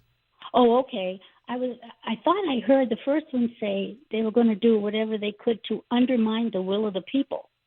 That just kind of jumped out at me, and I thought, what are these people thinking? Well, so she was saying that they have a common adversary that wanted to do whatever he could to undermine the will of the people. Exactly. And she said before, during, and after the election, and I just don't want people to take their eyes off the prize. There's still a lot of fight left. Oh, I agree. Absolutely. I still believe in my heart of hearts that right up until the actual event, the election, and perhaps right even through it, there are going to be strong efforts to undermine the election. I've always believed it from the last election because of the investigation that President Trump's former attorney, Christina Bob was her name. She did an investigation, and it was very interesting to read the results of that. And she wasn't the only one. She had a team of people assisting her. And, of course, they went to all the big states that we need to win. And she was even getting blowback from Republicans in Georgia when she was doing it. It was fascinating to read this. I think everybody's on the take. I don't know. It wouldn't shock me, Pat. It wouldn't shock me at all. we're in trouble. Well, Yeah. thanks for taking my call, Chris. Hey, I appreciate you, Pat. Thanks for calling in. Okay. All You right. bet. All right. Bye. Pat in Clarksville. Love it. Yeah. You could hear the Massachusetts in her. Yeah. As soon as she said, I was like, oh, okay. She kind of reminds me of my great Aunt Joyce. Oh, yeah? So Aunt Joyce, I went up to visit one time. She said, Chris, so you're down in Tennessee, hon? And I said, I am. She goes, how do they feel about us down there? Do they like us? And I said, they don't, Joyce. they don't. I'm sorry. Oh, no, Joyce. She said, are you moving back anytime soon? I'm not, Joyce. No. I'm not. I'm so sorry. How they feel about us. What do they think about us? They're not fans. They're not fans, Joyce. Not you personally. No. But just the whole lot of you. Joyce sounds great. Yeah, I love her. I love that. She's the best. So her husband, Mike, my dad's Uncle Mike, was a painter, okay? And he's painting the walls of my house. And my mom freaks out because she walks in and there's no smocks on the floor. And my mom says, my dad, you got to go tell him to put some smocks down. We have new carpet. Yeah. And this is the family that I'm from. My dad says, hey, Mike, can you put down some smocks? Mike says, don't you ever disrespect me like that again. Oh, it's so northern. It's so good. You're like, what do you mean? I'm not going to drip. Come on. What do you think I am? Some kind of rookie? It's 10:50 on Super Talk 99.7 WTN.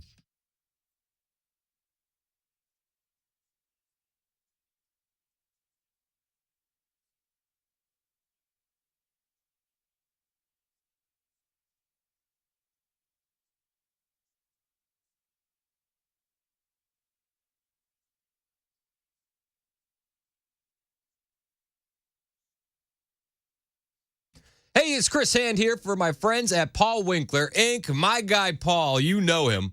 He actually does his show here every Saturday from 3 to 6 on WTN, the investor coaching show. If you've never heard that before, you should check that out because you can learn a lot. And one of the reasons why I wanted to start working with Paul after I got a gig here is because listening to his radio show, I learned a lot. Now, before he started doing his show, which he's been doing for over 20 years, he spent time studying under an economist who went on to win a Nobel Prize. That's pretty cool. And the show is kind of like this hobby thing, but he's really an avid collector of financial planning designations. He has up to 8 now. And my wife and I work with Paul. We've been fans of his for a long time. And after learning so much from his show here on WTN, I knew I could learn even more if I could sit down and talk with him. So that's what I wanted to do.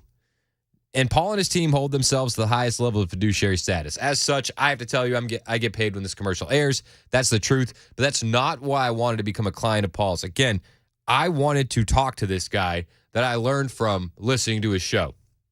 And when I got to talk to him, he could break things down for me, a guy who's not the most financially literate, in a way that I could understand and process and use the info he gives me to make good decisions for my family. And he can do the exact same thing for you. They'll educate you so you don't get that uneasy feeling of blind trust. They'll look at your whole financial picture and then help you make decisions for you. I know, it's a revolutionary process. Set up a 15-minute phone call today. You're not going to be disappointed. Just go to Paul's website, paulwinkler.com. That's paulwinkler.com.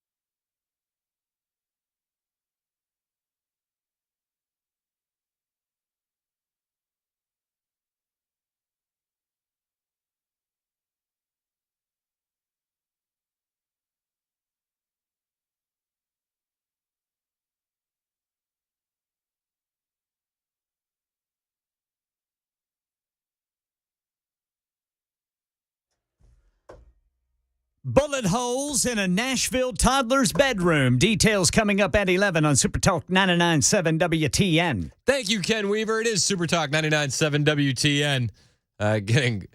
Getting a lot of reaction from Joe Scarborough saying that what we're witnessing is peak Biden. This version of Biden, intellectually, analytically, is the best Biden ever. On the Members Nutrition text line, 0231 says, I could never kiss ass that well. But, I mean, he wouldn't say it if it wasn't the truth. I don't think he's kissing anything. He's just like, he said it himself. If it weren't the truth, I wouldn't say it. So, 8695 said, sounds like the secretary in Ferris Bueller. Jeez. Also got a comment here. We were talking about how long it took to count the votes in that Texas county. 8910 on the Members Nutrition text line said, who cares how long it takes to count ballots if it strengthens the integrity? I'd wait a week if it meant I could trust the results. Would you want to wait that long? I want it done in a day. Yeah, I don't want to wait that long. And I would imagine that it's easy to say that, but in that week, you know how much hypothesizing and theorizing people are going to do? Fair. Yeah. I don't know. More time to do nefarious things.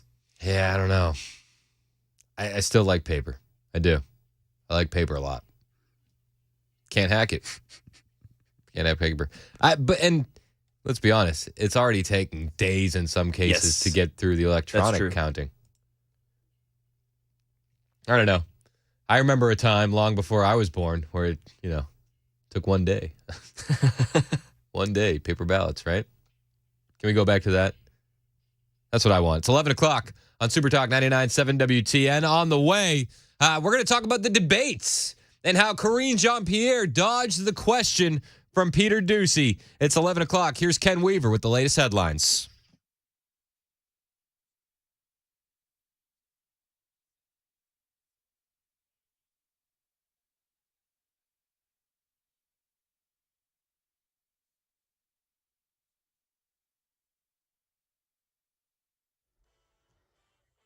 Eleven o'clock on the dot. I'm Ken Weaver with your top stories. We are timing out the next round of rain and a cool down. Got the full forecast in 2 minutes. Some breaking news right now.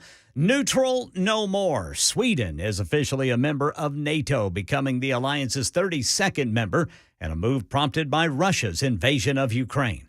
Here in the U.S., a utility company says its facilities may have been involved in starting the biggest wildfire in Texas history. Xcel Energy is the main provider of electricity in the Texas Panhandle. Lawsuits filed by ranchers and homeowners who've suffered losses blame a splintered utility pole that fell, sparking the Smokehouse Creek fire. In a statement, Xcel Energy, quote, acknowledges that its facilities appear to have been involved, but the company denies any negligence in the operation or maintenance of its equipment. Right now in Tennessee, News 2 is reporting that investigators searching for Sebastian Rogers are focusing on a landfill in Hopkinsville, Kentucky. We'll keep you up to date on what's going on there. Meanwhile, a 21-year-old man in Nashville who was already in jail is facing new charges related to a bullet hole in a toddler's bedroom. Uma Ismail was charged with reckless endangerment with a deadly weapon yesterday. Detectives say they determined the bullet hole near that toddler's bed was from Ismail, who fired a gun after a homeowner fired a warning shot into the ground to scare away car burglars he had caught on Cantrell Avenue in West Nashville. And here's something from the What Would You Do file. Leanne Galante recalling the moment a black bear attacked her in her own backyard north of Pittsburgh this week. It was just so fast. She was so aggressive. She was all over me. Leanne Galante had just let her dog Smokey out Tuesday night, having no idea that a female bear was lurking in the dark until she saw bear cubs in her neighbor's tree. There were 3 of them. She just kept coming. But I didn't want her to eat my baby. Somehow, the mama bear got distracted, and Galante got herself and her dog back inside. Galante suffered injuries to her head, neck, and arm, and may need surgery for broken bones in her face. That is the latest news. Weather is next. I'm Ken Weaver, WTN News.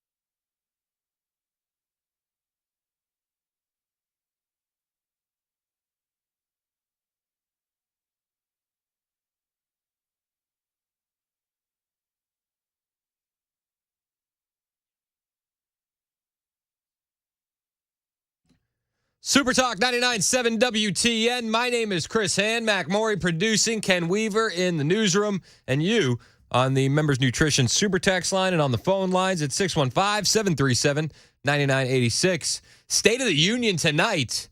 Are you going to be watching it? Or are you going to be watching Donald Trump's live play-by-play on Truth Social? Or Tucker Carlson doing it live on the Tucker Carlson network? Full disclosure, I wish like me and Murphy were doing it live here. Yeah, it'd be sick. Wouldn't that have been awesome? Yeah. Missed opportunity. Yeah. Let's do the next one. Super dope. It would be. I wish we did. Not too late. Yeah, it is. It's way too late. It's way too late. It's way too late. We got to get like sponsors involved. Sponsors, programming. We've got spots. We've got, so many things. Well, that's the other thing. Like we'd have to preempt all these commercials. Yeah, and you'd have to have someone run the board. What are you doing? What are you doing tonight? We gotta go. Exactly. Sam and Briley, you want to talk about the State of the Union? What's up, Sam? Hi, how are you, Chris? Good, man. How are you doing? Good. I bet the president doesn't last 70 minutes all by himself. I bet he throws the attention. He uses visual aids. He uses guest speakers, and he has pretty girls on both arms. And I bet he solicits some college co-ed girls and smells their hair. And as a follow-up, he swipes the credit card across their butt, and then it's over. All right, that is quite the prop bet, Sam. I appreciate the call, man. Okay. Hey, thanks. Jimmy in the borough, you have a comment on the Democrats' strategy. What's up, Jimmy? Hey, Chris. Thanks for the call.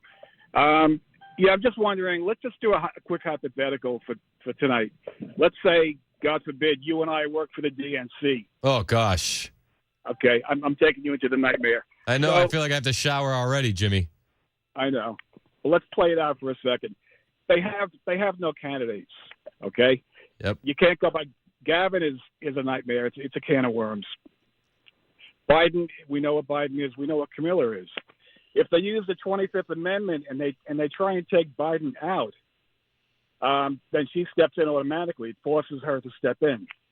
So if they try and take him out early, the DNC uses tonight as a scenario to let him fail, okay, in front of the public, and actually let him go down. And then they come up with needing a candidate to step in. They don't want to use the 25th because that pushes her directly in, and she's a nightmare. So I'm thinking they don't want to lose the black female vote. It's around 7-8% or something like that, and they go ahead with Biden's Obama's wife, and try and insert her in, keeping the female black vote. Yeah, I mean the Obama's wife is the one that a lot of people are pointing to. She said that she has no interest in doing it. Brian Wilson's covered this extensively. She hates D.C. She doesn't want to do it. They've released statements saying she's not going to do it. The only thing I'd point to there is, Democrats tend to lie, and then they do the opposite of what they say. So it still would not shock me if they slid her in last minute. But I don't know. The more time goes on, the more it looks like it is going to be old Joe. I don't know how they can do it. I don't either, man. But we'll see. Stranger things have happened. I appreciate your call, Jimmy. All right, thanks. All right, man. Let's go to Matt in Fairview. Who wants to talk about the State of the Union? Matt, you're next on Super Talk. What's up, bud? Hey, what are the odds that Joe Biden is standing next to Joe Biden as he gives the State of the Union? Because she normally holds him up and then directs him off the stage. Do you think she'll be standing next to him tonight? I don't think that's going to happen. But I do think at the end of the State of the Union, he's going to look left, he's going to look right, and he's going to try and point to which way he should go. Can't wait for the show, bud. Thank you, man. Hey, I appreciate you, Matt. Thanks so much. State of the Union is tonight. It's going to be fascinating, to say the least, to see what happens. But then after that, it's like we're into election season, and we're going hard. And what a lot of people want to know is debates. Trump is on record saying he will debate Joe Biden anytime, anywhere. Anytime, anywhere, any place. He put that on Truth Social. He said, it's important for the good of our country that Joe Biden and I debate issues that are so vital to America and the American people. Therefore, I'm calling for debates anytime, anywhere, any place. The debates can be run by the corrupt DNC or their subsidiary, the Commission on Presidential Debates. I look forward to receiving a response. Thank you for your attention to this matter. Of course, the Democrats don't really seem like they're confirming it yet. Peter Doocy asked Karine Jean-Pierre about the debates yesterday at the press conference, and she didn't really have an answer for him. Okay. Now that the field is down to 2, is President Biden going to commit to a debate with Donald Trump? That's something for the campaign to speak to. Well, we know when the debates are going to be. We know where they're going to be. Is he going to go? You should speak to the campaign. In 2020, once it got down to one-on-one, Joe Biden said, I can hardly wait to debate him. How about now? I'm going to sound like a broken record. You should reach out to the campaign. Why is this a campaign thing? Because it's an election. It's a debate for the 2024 presidential election. I'm not asking what argument he is going to make at a debate. I'm just asking. It's not an argument. We're not talking about arguments. You're talking about his attendance. You need to talk to the campaign. You have to talk to the campaign. I don't have any answers for you. The debates are, for the record, already scheduled.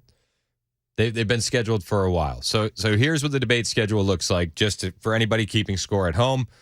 It's going to be September 16th in Texas. That's the first one at 8 Central. Then we got October 1st in Virginia, 8 Central. Then October 9th in Utah at 8 Central, plus a VP debate on September 25th. So the debates are already scheduled, but many people don't think Joe Biden is going to make it to the general election, let alone the debates. And if he is the candidate, many people don't think he's going to show up.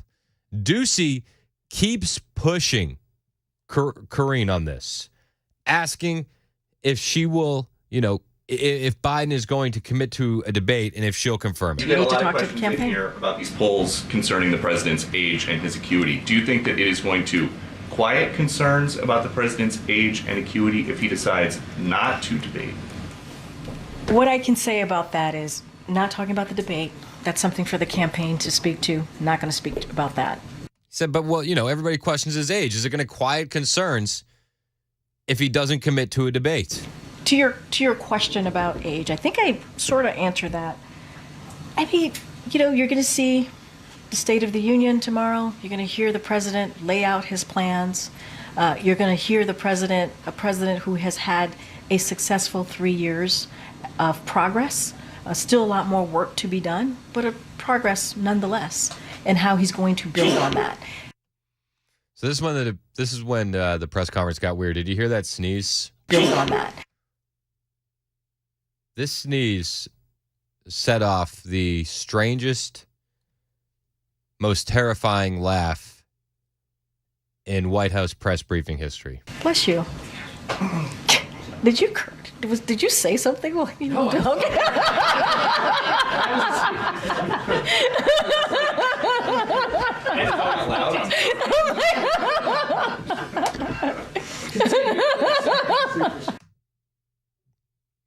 The maniacal laugh of Karine Jean-Pierre.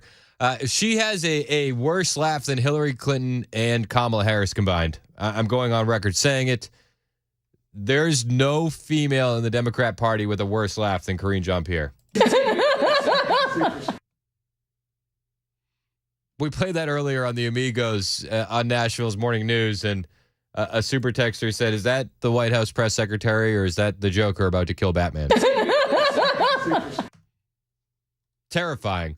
It's going to haunt my nightmares, and I hope that it haunts yours as well.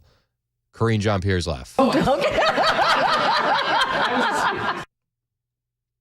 Absolutely terrifying. And people make fun of your laugh, Mac. Yeah, that's why I refrain from making fun of anyone's laugh, because we get a bunch of Krusty the Clown texts and things like that. But I was like, that was only like one or two times. Yeah, you're right. Oh, okay. That's bad. That's rough. I've never heard her laugh before. Yeah, that's rough. I was unaware that she could experience joy. You know what I mean? Terrifying. Absolutely terrifying. And then once they got past all that, Ducey says to Karine Jean-Pierre one more time, just to clarify, there will be no debates? Question mark. Just for clarity, it's possible that there will be no Joe Biden, Donald Trump debates. Is this that what fall. you is that what you're excited about? Is that what you want to see? I would Because you love keep to see asking Joe me. You've Biden asked and me Donald about Trump 3, debate. 4, 5 different times in different ways, and How I've would said President Biden do in a debate? I'm not asking a question about a specific debate. I'm just asking how would he do in a can debate? I just know say it's been 4 something? years since You he's done. literally saw just last year, back in January 2023, at the last State of the Union, take on Republicans during giving a major speech. He took them on. He didn't take them on. It was like one little quip, and then he was back to his scheduled speech and reading. Although I will say, I feel like this past year has been exceptionally rough on Biden. Do you feel like he's declined more in this last year than any year in his presidency? Yeah, I mean, it's hard. From eye test, sure. Yeah. You feel like he's already been on the decline? Yeah, exactly. We're at rock bottom.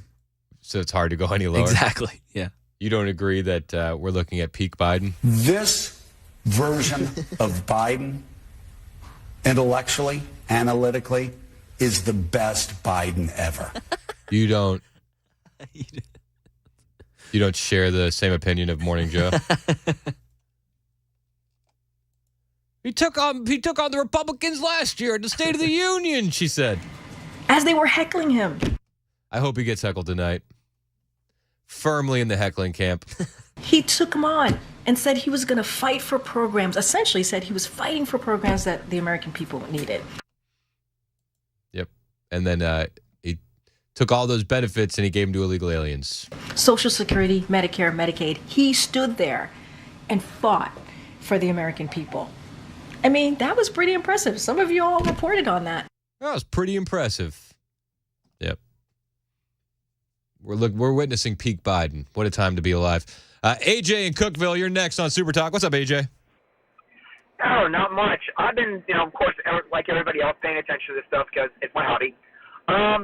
So the left, I think the left is the ones who keep on pushing the people pushing about Biden's age. Nobody cares about his age. There's 80-year-olds who are mentally acute. There's 50-year-olds who are not mentally acute. But I think what they're doing is they're trying to set up this argument. That way, if they do manage to somehow pull a switcheroo, then they can use the age thing against Trump, because right now they can't use the age thing against Trump. It's not about his age. It's about the fact that he's not aging well. Nope, Well, I agree with that. President Trump is aging well. No, I'm with you, man. I think that's a great point. So that needs to be taken away from them by people on the left. No, we don't care about his age. We care about the fact that he's not mentally acute. Yep. I'm with you, man. So you don't agree that we're seeing peak Biden either? Oh, no. He's definitely, I don't want to diagnose because I don't want to practice medicine without a license, but he is certainly suffering from some sort of age-related changes. Yep. I'm with you. I appreciate the call, AJ. Uh-huh. All right. On the Members Nutrition Super Text line, I got a special request from Keith to do a clip mashup. Ooh. You ready? Yes. All right. This is for Keith on the Members Nutrition Text line, because listen, the show is here for you guys, right? So if you make a request like this, I have to do it. This version of Biden, intellectually, analytically, is the best Biden ever.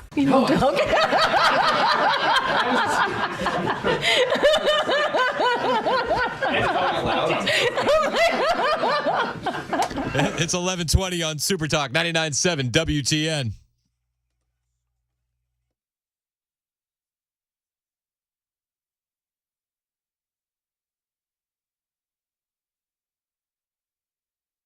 Hey, it's Chris Sand here from my friends at United Structural Systems. You know them as USS. They've been advertising on WTN for years, and like you, I heard their commercials here on WTN long before I worked here.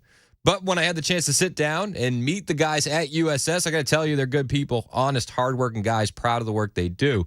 And after all the rain we've been getting, it's the perfect time for you to take a look around your house. See, the guys at USS told me with their work, you don't know you need it until you know you need it.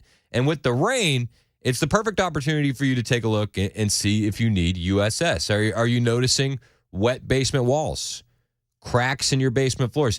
Maybe you haven't been down in your crawl space lately. You should put your head down there and see if you notice any standing water in your crawl space.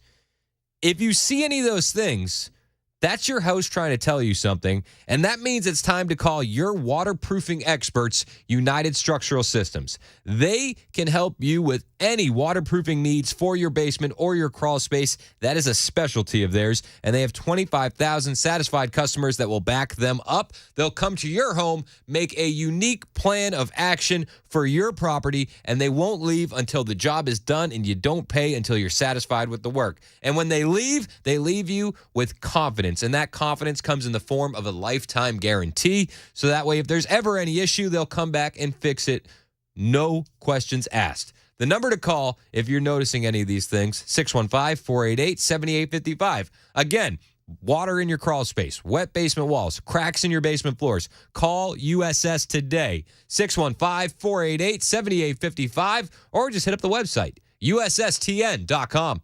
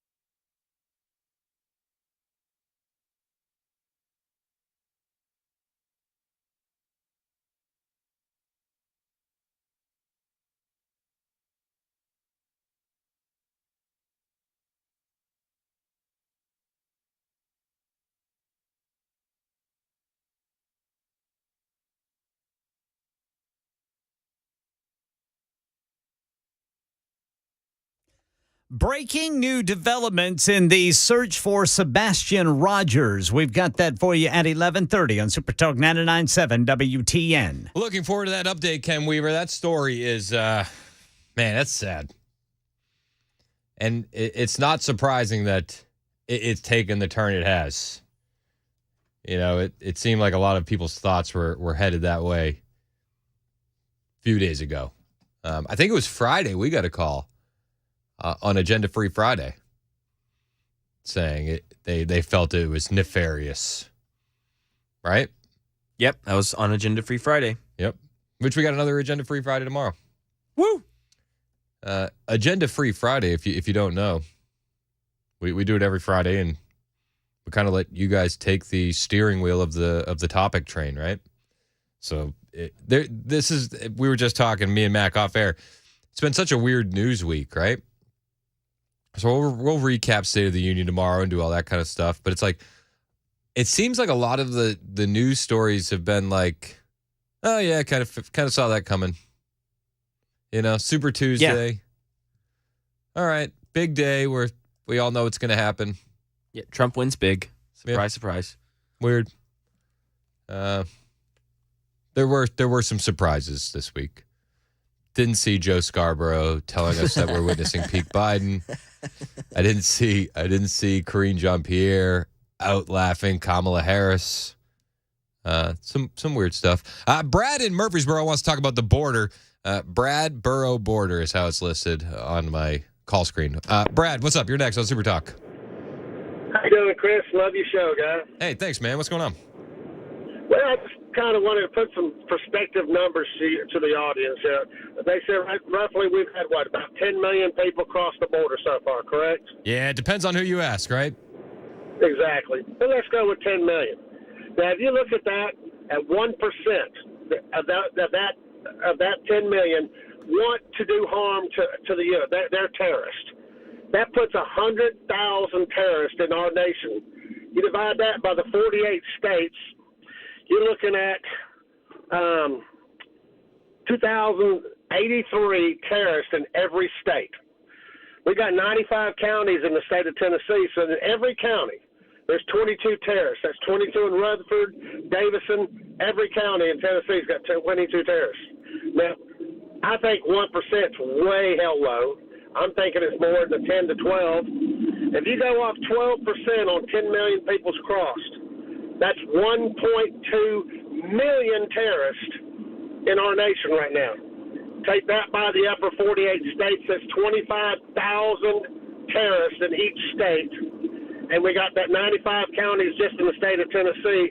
There's 263 terrorists in Davison, 263 in Rutherford, Wilson, so on and so on.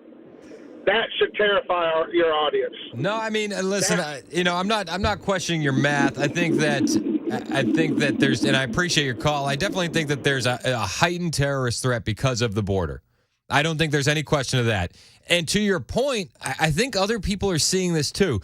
You know, there was a story that the governor of New York, Kathy Hochul, deploys 1,000 National Guardsmen to New York City subways to carry out bag checks. And the story goes that she's doing it because of an increased, threat of violence in a way to show force because of the uptick in crime. But you haven't seen this in New York since the aftermath of 9/11, okay?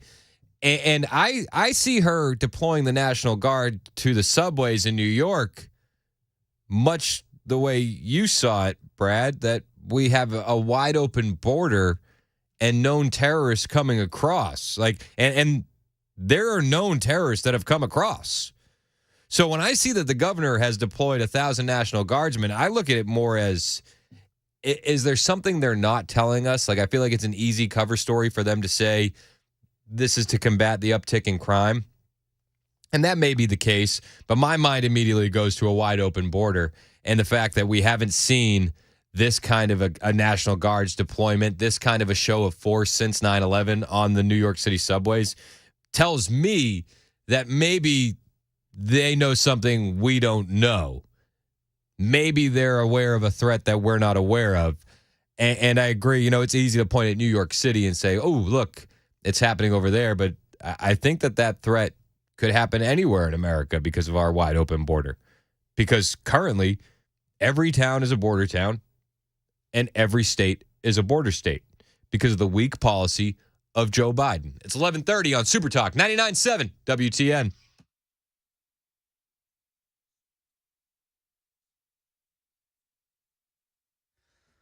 $11:30 on the dot. I'm Ken Weaver with your top stories. Checking traffic right now. Looks like we got some pothole repair slowing things down. 24 eastbound, right there between, actually, it's just past a Bell Road. Left 2 lanes blocked. Sebastian Rogers update. We're following reports that investigators will search a landfill in Hopkinsville, Kentucky.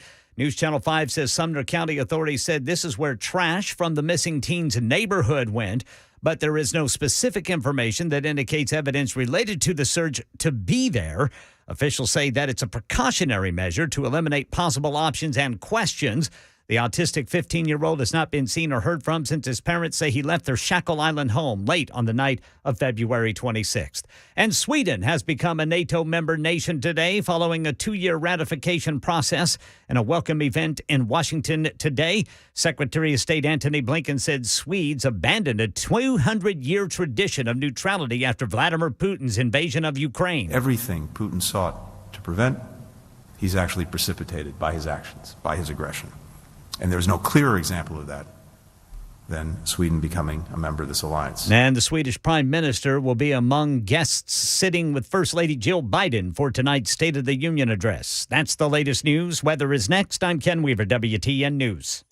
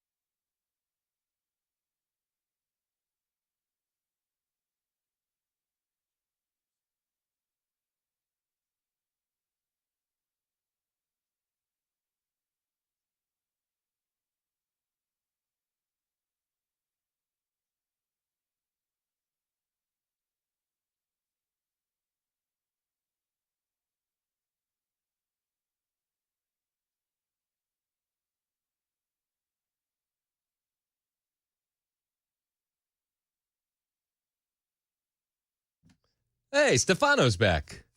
Wasn't it Lisa Spencer earlier doing the weather? Wasn't it? Yeah, it was Lisa. Show starts at 9, Stefano. Hey, it's Chris Hand from my friends at membersnutrition.com. What is in your body? Let's face it, you're full of it. Did you know that there are toxins that are building up in your body? And they're coming from everything, man. They're coming from stress. They're coming from the air you breathe. They're coming from the food you eat. And those toxins build up in your body over time, and they suppress your immunity and your ability to absorb nutrients and fight illness. And then that excess waste is also going to make you age prematurely. It's going to make you feel bloated. It's going to make you feel sluggish, gross. Well, let me tell you something. You can change your body's oil and experience a cleanse from membersnutrition.com. It's Daily Defense's Youthful Cleanse. I've done it. It works. And it's a way for you to take control of your health so you can take control of your life. Now, this cleanse and all the other supplements and vitamins available at membersnutrition.com are made right here in the USA. You cannot say that about the store shelves where you get your vitamins, supplements, and cleanses from currently. Those are made way overseas, far, far away. Not at membersnutrition.com. They're all made right here in the USA. Now, the Daily Defense Youthful Cleanse is the ultimate cleanse supplement for optimal digestive health. That gut health is so important. And if you're seeking a reliable and effective solution to support your digestive system, look no further than Daily Defense's Youthful Cleanse, which is available to you right now at membersnutrition.com.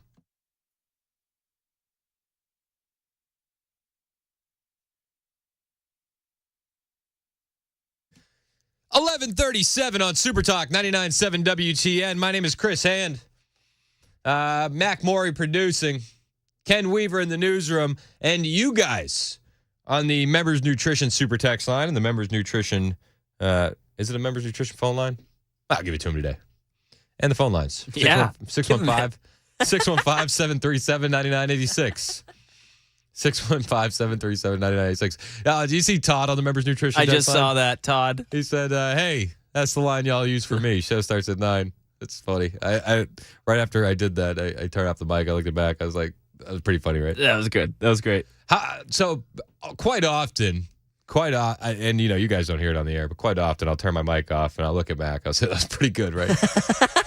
You like that, right? That was funny. That was funny, right? And then, more often than not, Matt goes, probably not. Missed. Swing and a miss. It was a brick. You bricked that one. All right, fair enough. Phone lines are open, 615-737-9986. You guys are the most important part of our show. Thank you for being a part of it. Dave from Smyrna is on the line. Dave is who we refer to as our favorite Hebrew. What's up, Dave? What's going on, guys? How y'all doing? Good, man. How are you? Pretty good.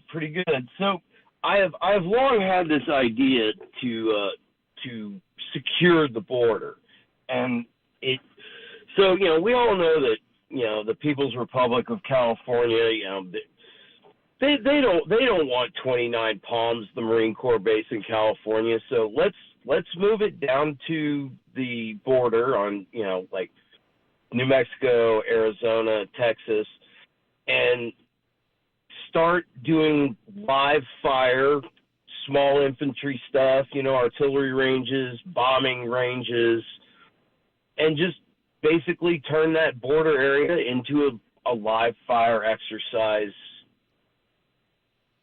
zone. I like that. And we can have the Marines do their small unit tactics and intercept drug runners and terrorists and Chinese PLA infiltrators and various other no-goodniks that we have coming across the border. And I bet you after a few people get smoked from some cluster bombs or 105 millimeter howitzer shells, you'll see a precipitous drop in border crossings.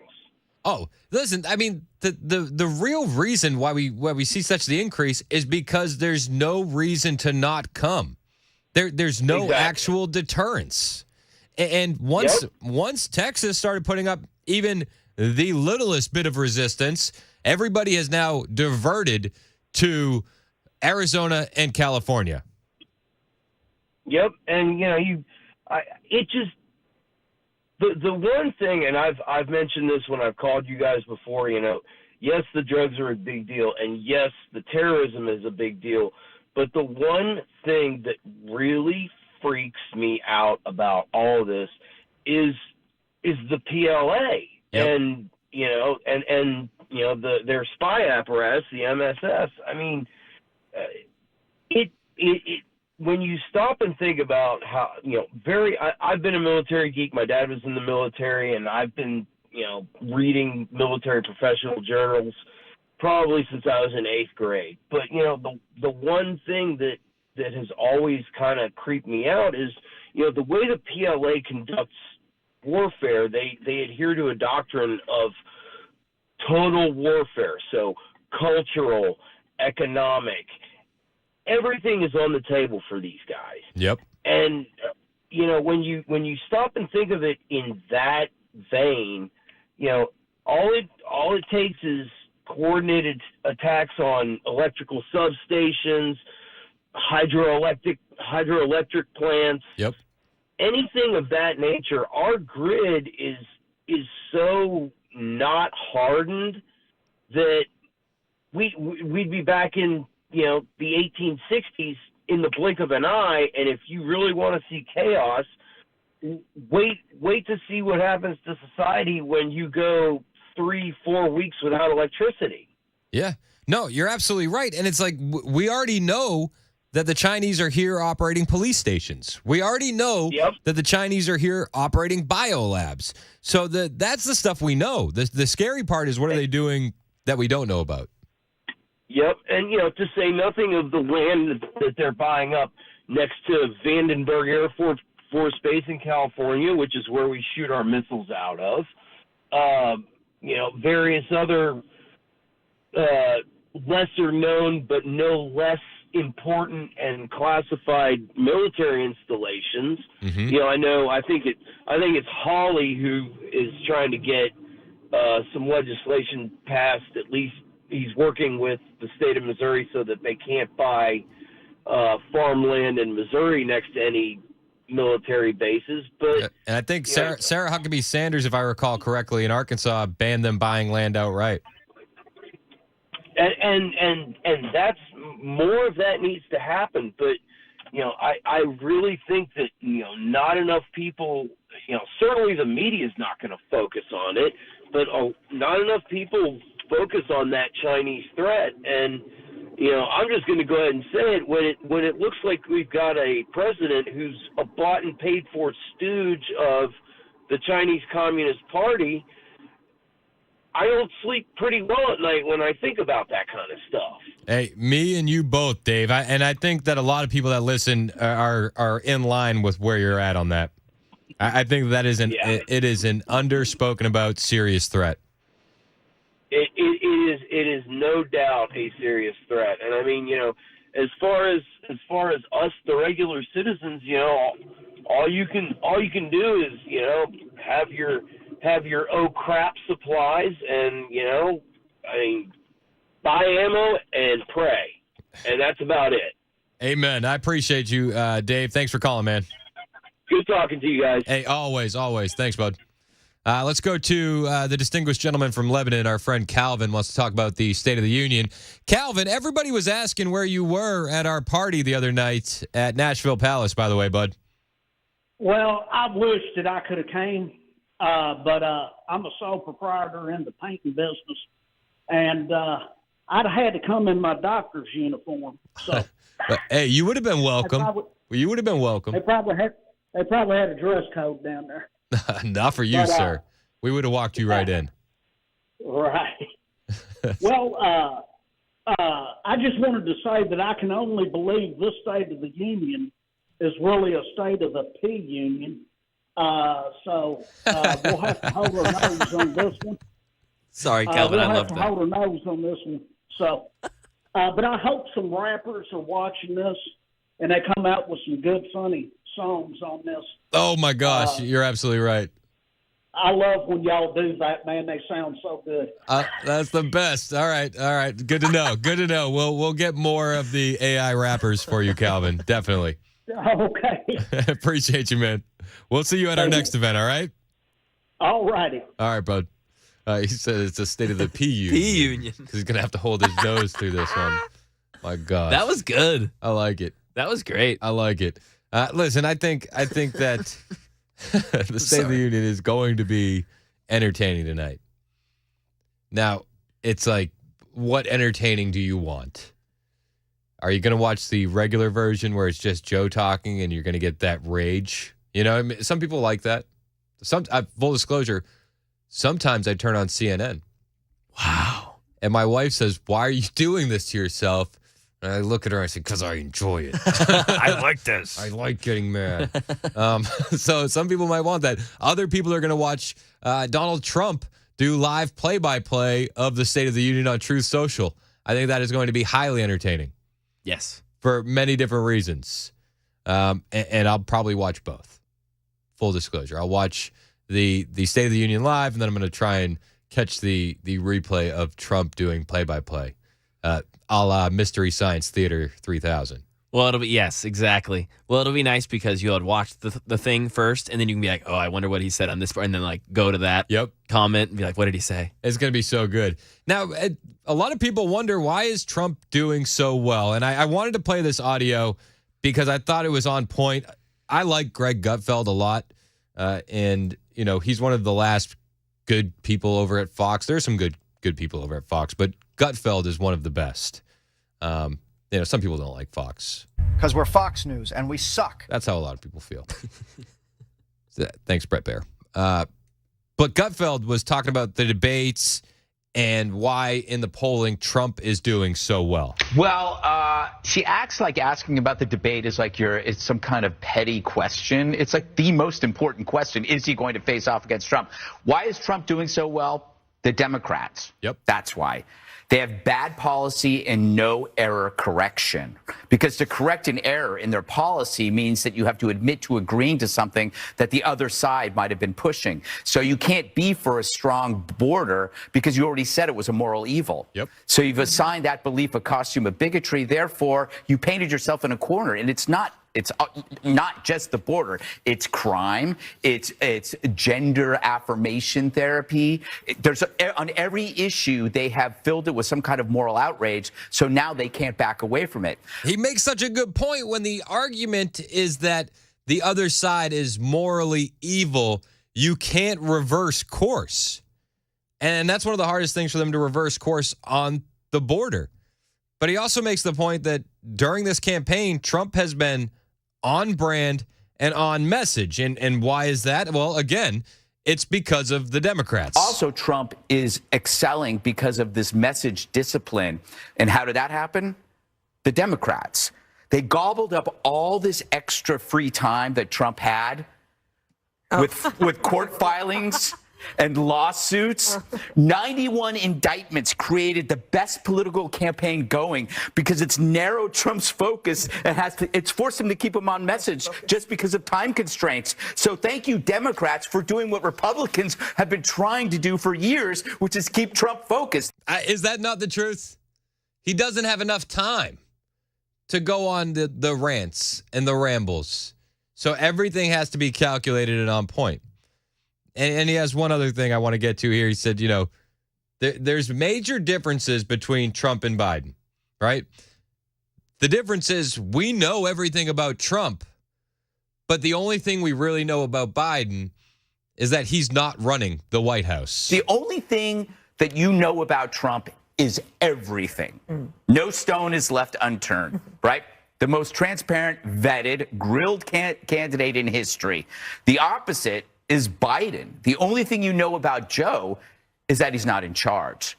And after that, it's pretty much of a mystery. They won't even tell you who's calling the shots. Instead, they laugh at your concerns. We'll talk about that as he hobbles around in a cloud of confusion, hoping that you won't notice.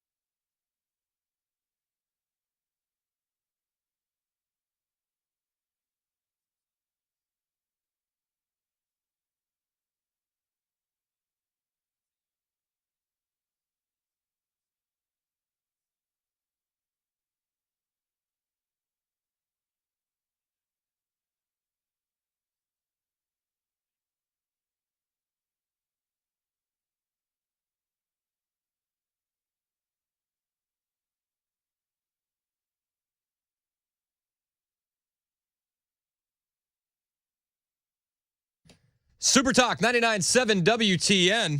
My name is Chris Hand. Mac Morey producing you on the Members Nutrition text line and the phone line 615-737-9986. Jason said his son was enjoying the Cars for Kids commercial. Do you know that my kids love the Cars for Kids commercial too? Really? Love it. Wow. Love it. I mean, it is Cars for Kids, so it's good. The kids like it. Yep. Hey, I just got an update. So remember we talked earlier in the week about the bill that's being introduced to ban geoengineering and weather modification? Yes. Sponsored by Monty Fritz. He's calling in tomorrow to talk about the bill. Great. Yeah, he's going to call in around 10 a.m. Oh, that's perfect. Just shooting him text. You know what he said? He said, what is the radio station again? So we're doing well. We're doing good. I think it's pretty cool. He agreed to it. He didn't even know. He's like, yeah, where am I going on again? Thanks, Carl. Appreciate it, Dave. See you later. Oh, my gosh. He doesn't know what he's walking into then. Because it's like they're introducing it as an agriculture bill. And I'm going to be like, they're spraying stuff in the skies. So he's going to be like, whoa. So that's at 10:05? Yeah. Sweet. That's great. Yeah, I'm excited. So that'll be cool. That'll be a good conversation. Yes, exactly. Especially to hear from him why they think it's so important to introduce the bill to ban geoengineering and weather modification, which conspiracy theorists affectionately call chemtrails. Yep. Yeah, that'll be good. That'll be a great way to kick off that hour as far as Agenda Free Friday is concerned, too. Yeah. Call in after with your thoughts. I just think it's like one of those conversations that like a lot of people don't even understand that this stuff exists, geoengineering and weather modification. They might have heard the term chemtrails, but they don't understand there's an actual process that is being done by high-level people to modify weather. Like, that's real. It's not X-Files music. Do you know what I mean? I know, you want to hit the button. No, I want to hit it. Why did you say that? It's not, though. It's actually happening. So it's fascinating. I'm looking forward to that conversation tomorrow. Hey, State of the Union tonight. Are you hype? Let's get hype. Don't forget, Trump is doing a live play-by-play on Truth Social during the State of the Union. Trump was right, and Joe Biden was wrong. That's pretty much what it's going to sound like. He's going to be like, no. Pause it. I hope he has the ability to pause it in real time instead of just talking over Joe. So that way he could have a little bit more time. It'll be like Biden's will be 40 minutes, Trump's will be 3.5 hours. It's Super Talk 99.7 WTN.